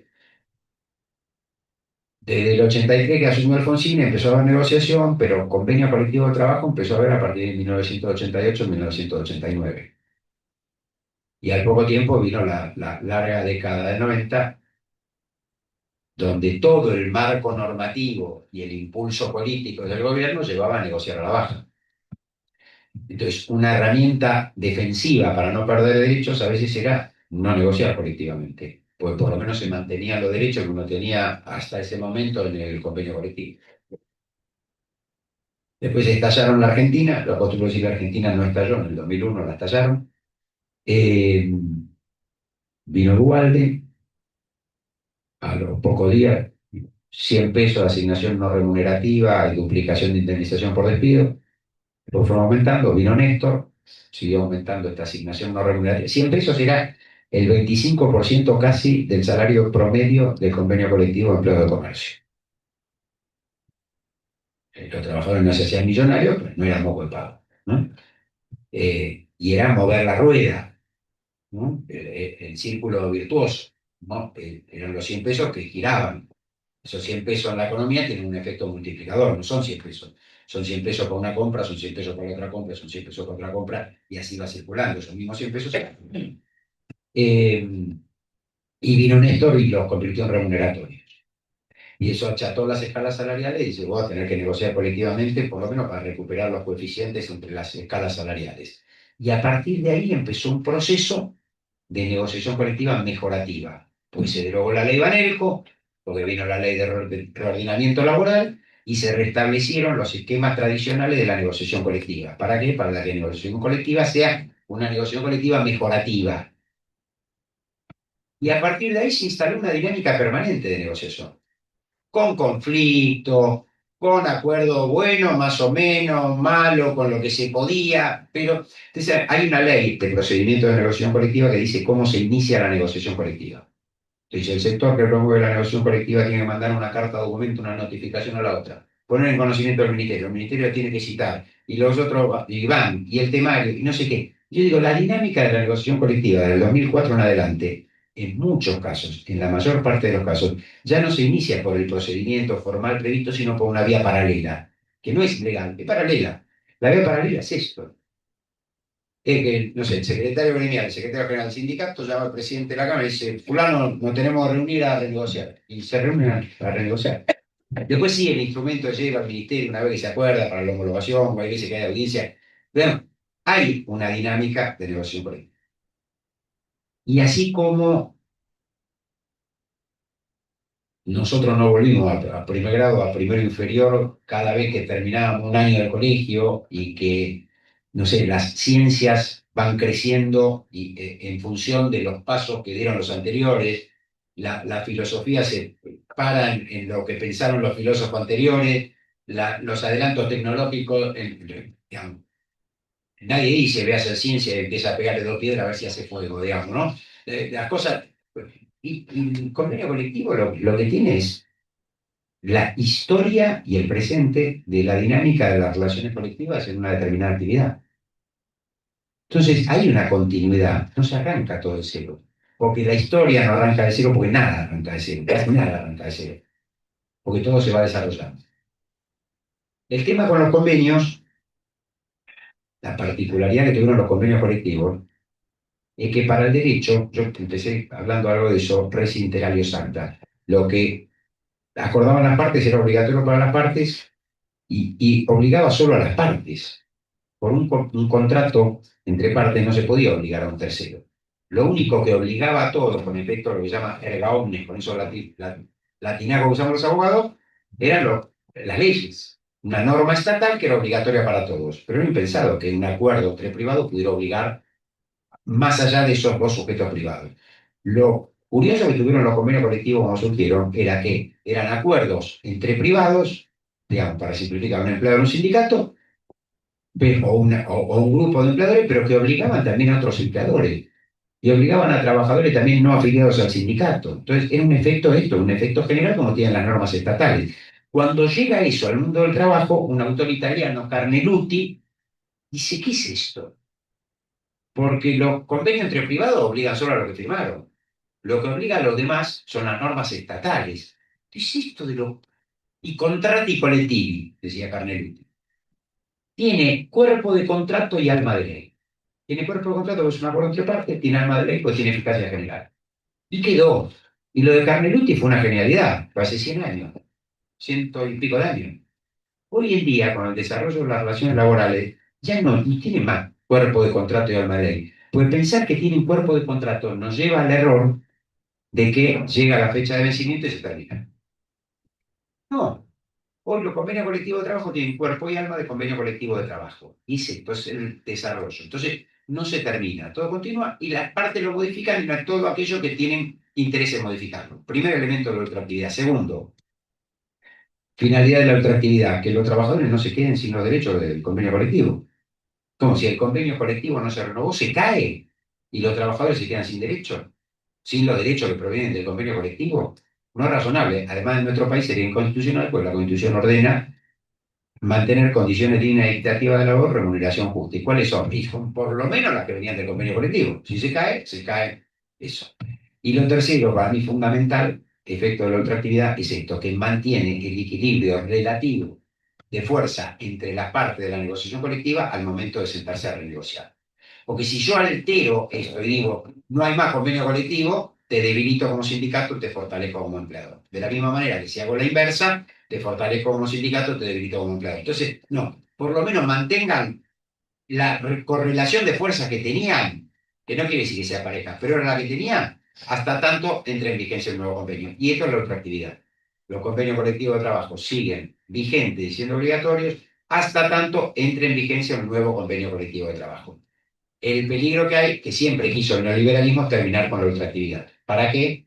Para atender a las negociaciones colectivas a la baja. Última pregunta, plano internacional. ¿Cómo está la OIT? Cuando se cumplieron 100 años de creación de la OIT, nada, me tocó participar en algunos congresos, esas cosas donde se conmemoraba todos los congresos por los 100 años de la OIT, los 100 años. Y yo tengo que reparo. Eh, pero llegué a la conclusión que, y bueno, el mundo es mejor existiendo la OIT que si no hubiera sido.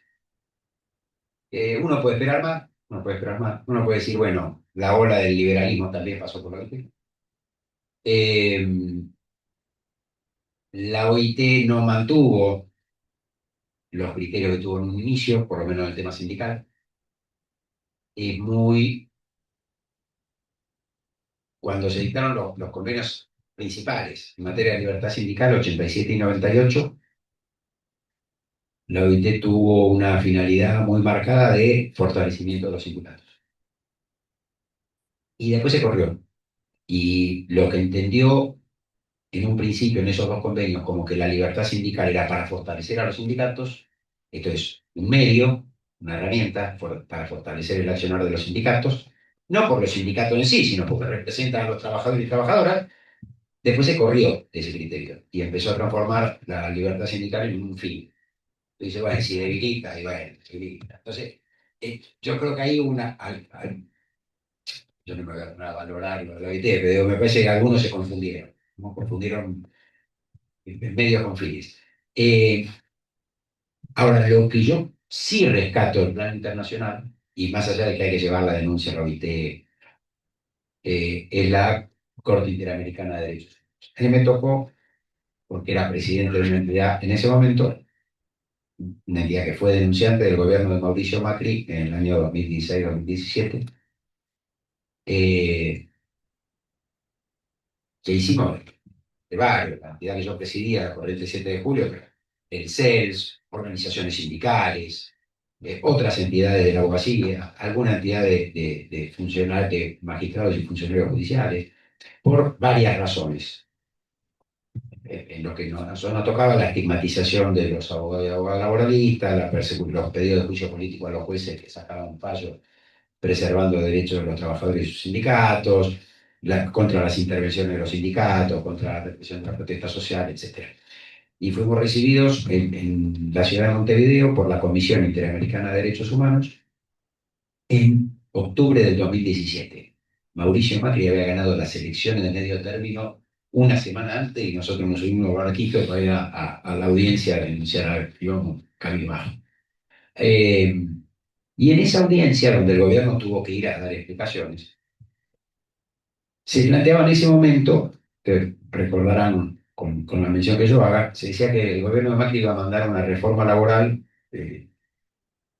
degradatoria, ¿no? Flexibilizadora. Y el gobierno de Mauricio Macri decía que no, que la flexibilidad tenía que venir por convenio colectivo.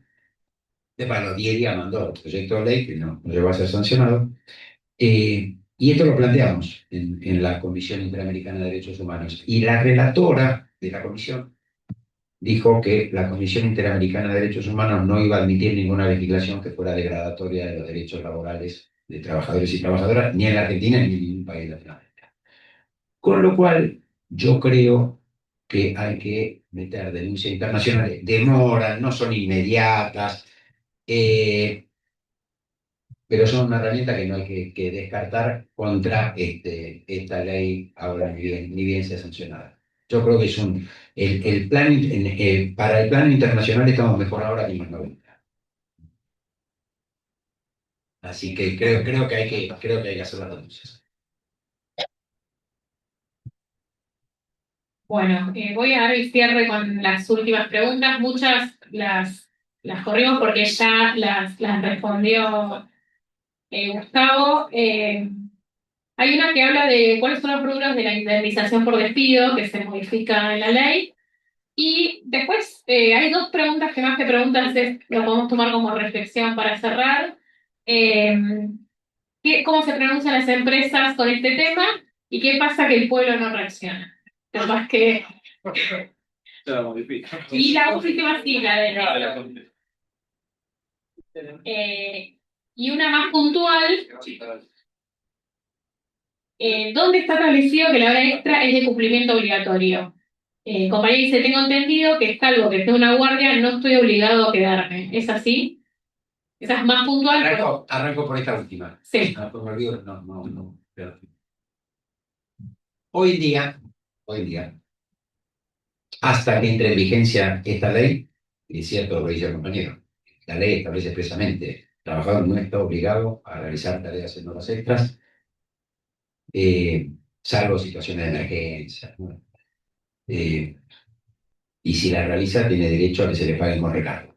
Estamos hablando de horas extraordinarias, entonces las que superan el máximo legal. O, en mi criterio, la jornada pactada en el convenio colectivo de trabajo. Esto es toda una discusión. Eh, Ahora, lo que establece esta ley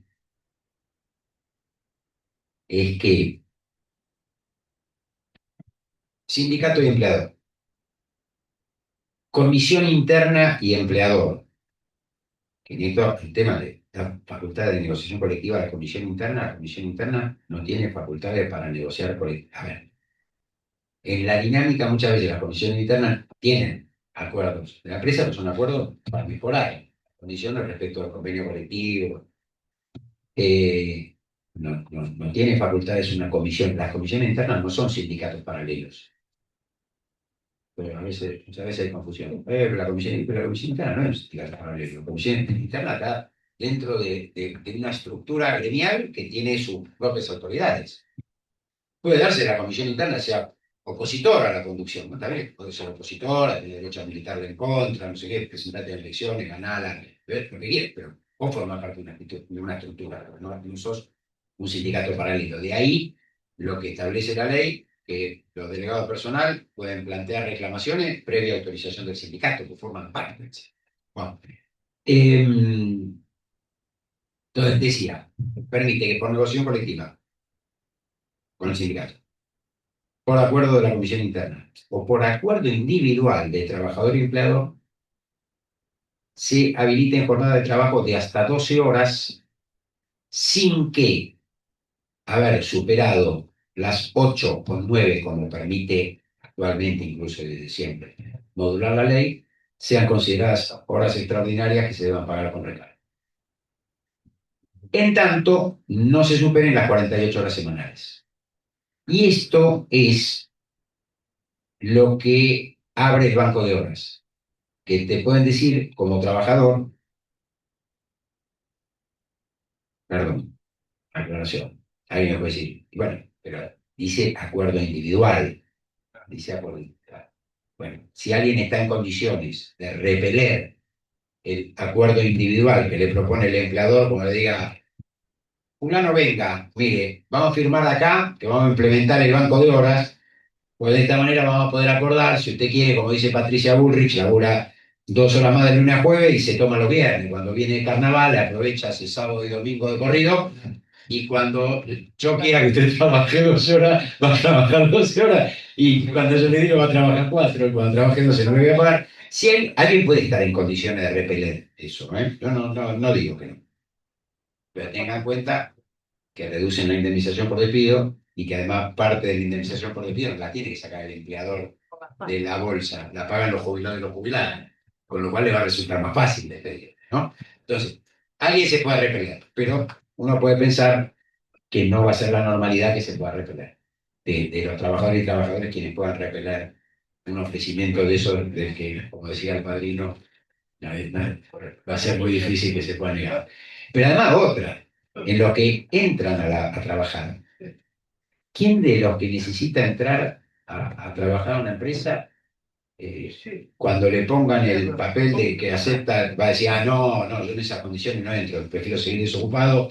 Esto es lo que tutela el derecho al trabajo. Cuando hablamos del orden público laboral, del piso de protección, lo que tutela es esto, que si vos tenés que entrar a laburar y te ponen que aceptás trabajar gratis, que te bajen el sueldo, que te bajen todo, firmá y entrá a laburar, porque eso es irrenunciable. Entonces vos el día de mañana decís, che, sí, me hicieron firmar eso, la firma es mía, pero eso es irrenunciable, y es irrenunciable, y es nulo. Lo que está haciendo esta ley es que lo declara válido. Este es el tema. Entonces, a partir de acá, cuando te digan, y que vos firmaste, cuando te digan, bueno, mañana trabaja 12 horas, o mañana trabaja 4, estamos flojos de laburo, esta semana trabaja 4, y cuando llega el domingo te mandan el WhatsApp y te dicen, esta semana trabaja 12, el lunes, el martes, miércoles, y después 4 jueves y viernes, estás obligado. porque ahí no son horas extras, entonces vas a estar obligado. Y decís, bueno, pero yo tengo una organización familiar en la cual yo a las 5 de la tarde vuelvo todos los días a mi casa porque viene mi bebé del colegio y le preparo la merienda. Te vas a decir, qué macana, ¿sabes qué? Dejarle la cafetera preparada, porque ya, pero eso me causa daño y perjuicio moral. No están más tutelados en la ley contra otro trabajo, pero perjuicio moral. Entonces, esto es, el desorganizador de la vida y la afectación a la dignidad es esto. Es esto. Y esto es lo que hace esta ley. Otra la indemnización por despido, ¿cómo queda? ¿Qué cambia? Con la legislación vigente hasta ahora, el sueldo que se considera para calcular la indemnización por despido es la mejor remuneración mensual, normal y habitual, devengada en el último año por cada año de antigüedad o fracción mayor de 3 meses. Hago una aclaración. Además, me conozco la cocina porque me tocó participar. Hasta el año 2004, la ley decía que se tomaba en consideración la mejor remuneración normal y habitual percibida en el último año. Percibida no es lo mismo que devengada. Percibida exige que vos la cobres. Devengada quiere decir que se genere, aunque vos no la cobres. Cuando noviembre del 2023, noviembre, perdón, del 2003, Mario Pontacuarto, secretario parlamentario del Senado, por momento de sancionarse la ley Banelco, confiesa en la revista, creo que era 23, no me acuerdo cómo se llamaba, y después lo hace en juicio, que fue él el que pagó repartió la bolsa con la guita a algunos senadores para que votaran la ley Banelco. Néstor Kirchner dice, basta, esta ley hay que salir ya, esta ley.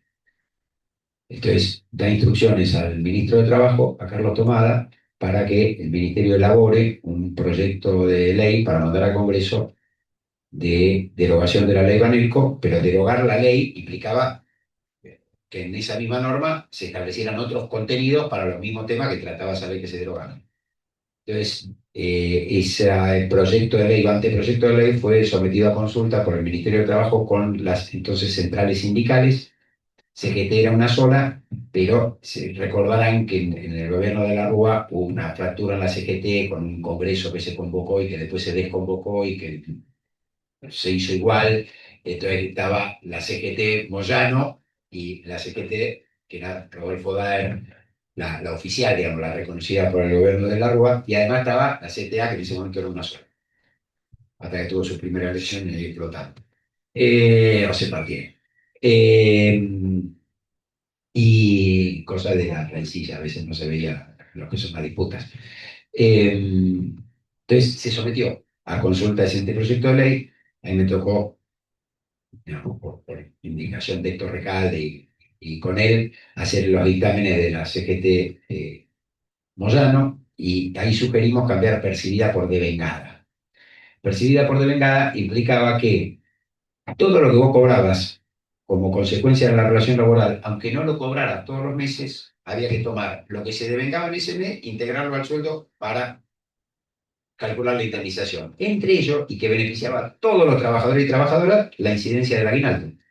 Por lo cual, te elevaba la base de cálculo indemnizatoria en un 8,33%, la elevaba parte de un sueldo, vos lo pagabas a 6 meses. Pero ¿cuánto se devengaba? Se devengaba 8,33% por mes, te elevaba el sueldo y esto te elevaba la indemnización. Y además, en muchos casos, premios trimestrales, gratificaciones, bonus, no sé qué, bueno, ¿cuánto se devengaba en el mes? Tanto, subía la remuneración, mejoraba la indemnización, pero no para mejorar la indemnización. El esquema era mejorar la protección contra el despido arbitrario, ¿no? Porque el ejercicio de los derechos, la autotutela de los derechos, depende en gran medida de cómo tengo protegido contra el despido. Si se facilita al empleador despedir, me afecta a todos los derechos, no solo. Si se le dificulta despedir, yo estoy en mejores condiciones de hacerme respetar mis derechos. Esto después la jurisprudencia lo entendió de manera disímil. Este cambio de devengada por percibida, que fue admitido, lo entendió de manera disímil. Hay algunas jurisdicciones donde integran la incidencia del aguinaldo y de las gratificaciones a la remuneración base de cálculo, otras jurisdicciones que no. Lo que hace esta ley es dar seguridad jurídica para los que insisten con la seguridad jurídica, en el sentido de los que insisten con la seguridad jurídica. Los que insisten con la seguridad jurídica siempre para cagar a los laburantes. Entonces siempre buscan la seguridad jurídica sacándote derechos. Entonces lo que hace es resolver para abajo. Entonces ya no se considera ni la vigencia de esta ley, ni la incidencia de la gratificación, ni del aguinaldo, ni de premios trimestrales, semestrales, anuales, etcétera. Eso te baja la base de cálculo.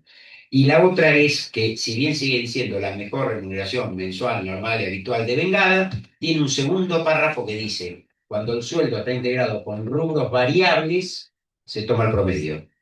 Entonces, si se toma el promedio, no se toma el menor, el mejor. Se toma el promedio. Y además tenés el salario dinámico. Y además tenés el salario dinámico que te lo pueden bajar, con lo cual esto es lo que hace bajar la indemnización por despido, que te tiran abajo la remuneración base del año. Entonces, en esto se afectan estos dos parámetros. ¿Puedo hacer una pregunta? Depende de la Perdón, compañera. perdón que nos colamos. Sí, estamos muy justo del tiempo. No, pero es muy puntual de lo que está hablando. Dale, dale. Lo que quiero preguntar es, nosotros tenemos rubros que cobramos todos los meses, que son bonos, que la empresa hace aporte por los bonos, pero no forman parte del cálculo del valor hora. Eso, que no forma parte del cálculo del valor hora, ¿se va a tener en cuenta en el cálculo indemnizatorio? ¿De dónde surgen los bonos? Perdón, para entenderlo y poder ¿O la responder. productividad o por otro presentismo? Sí, se tienen que tener en cuenta.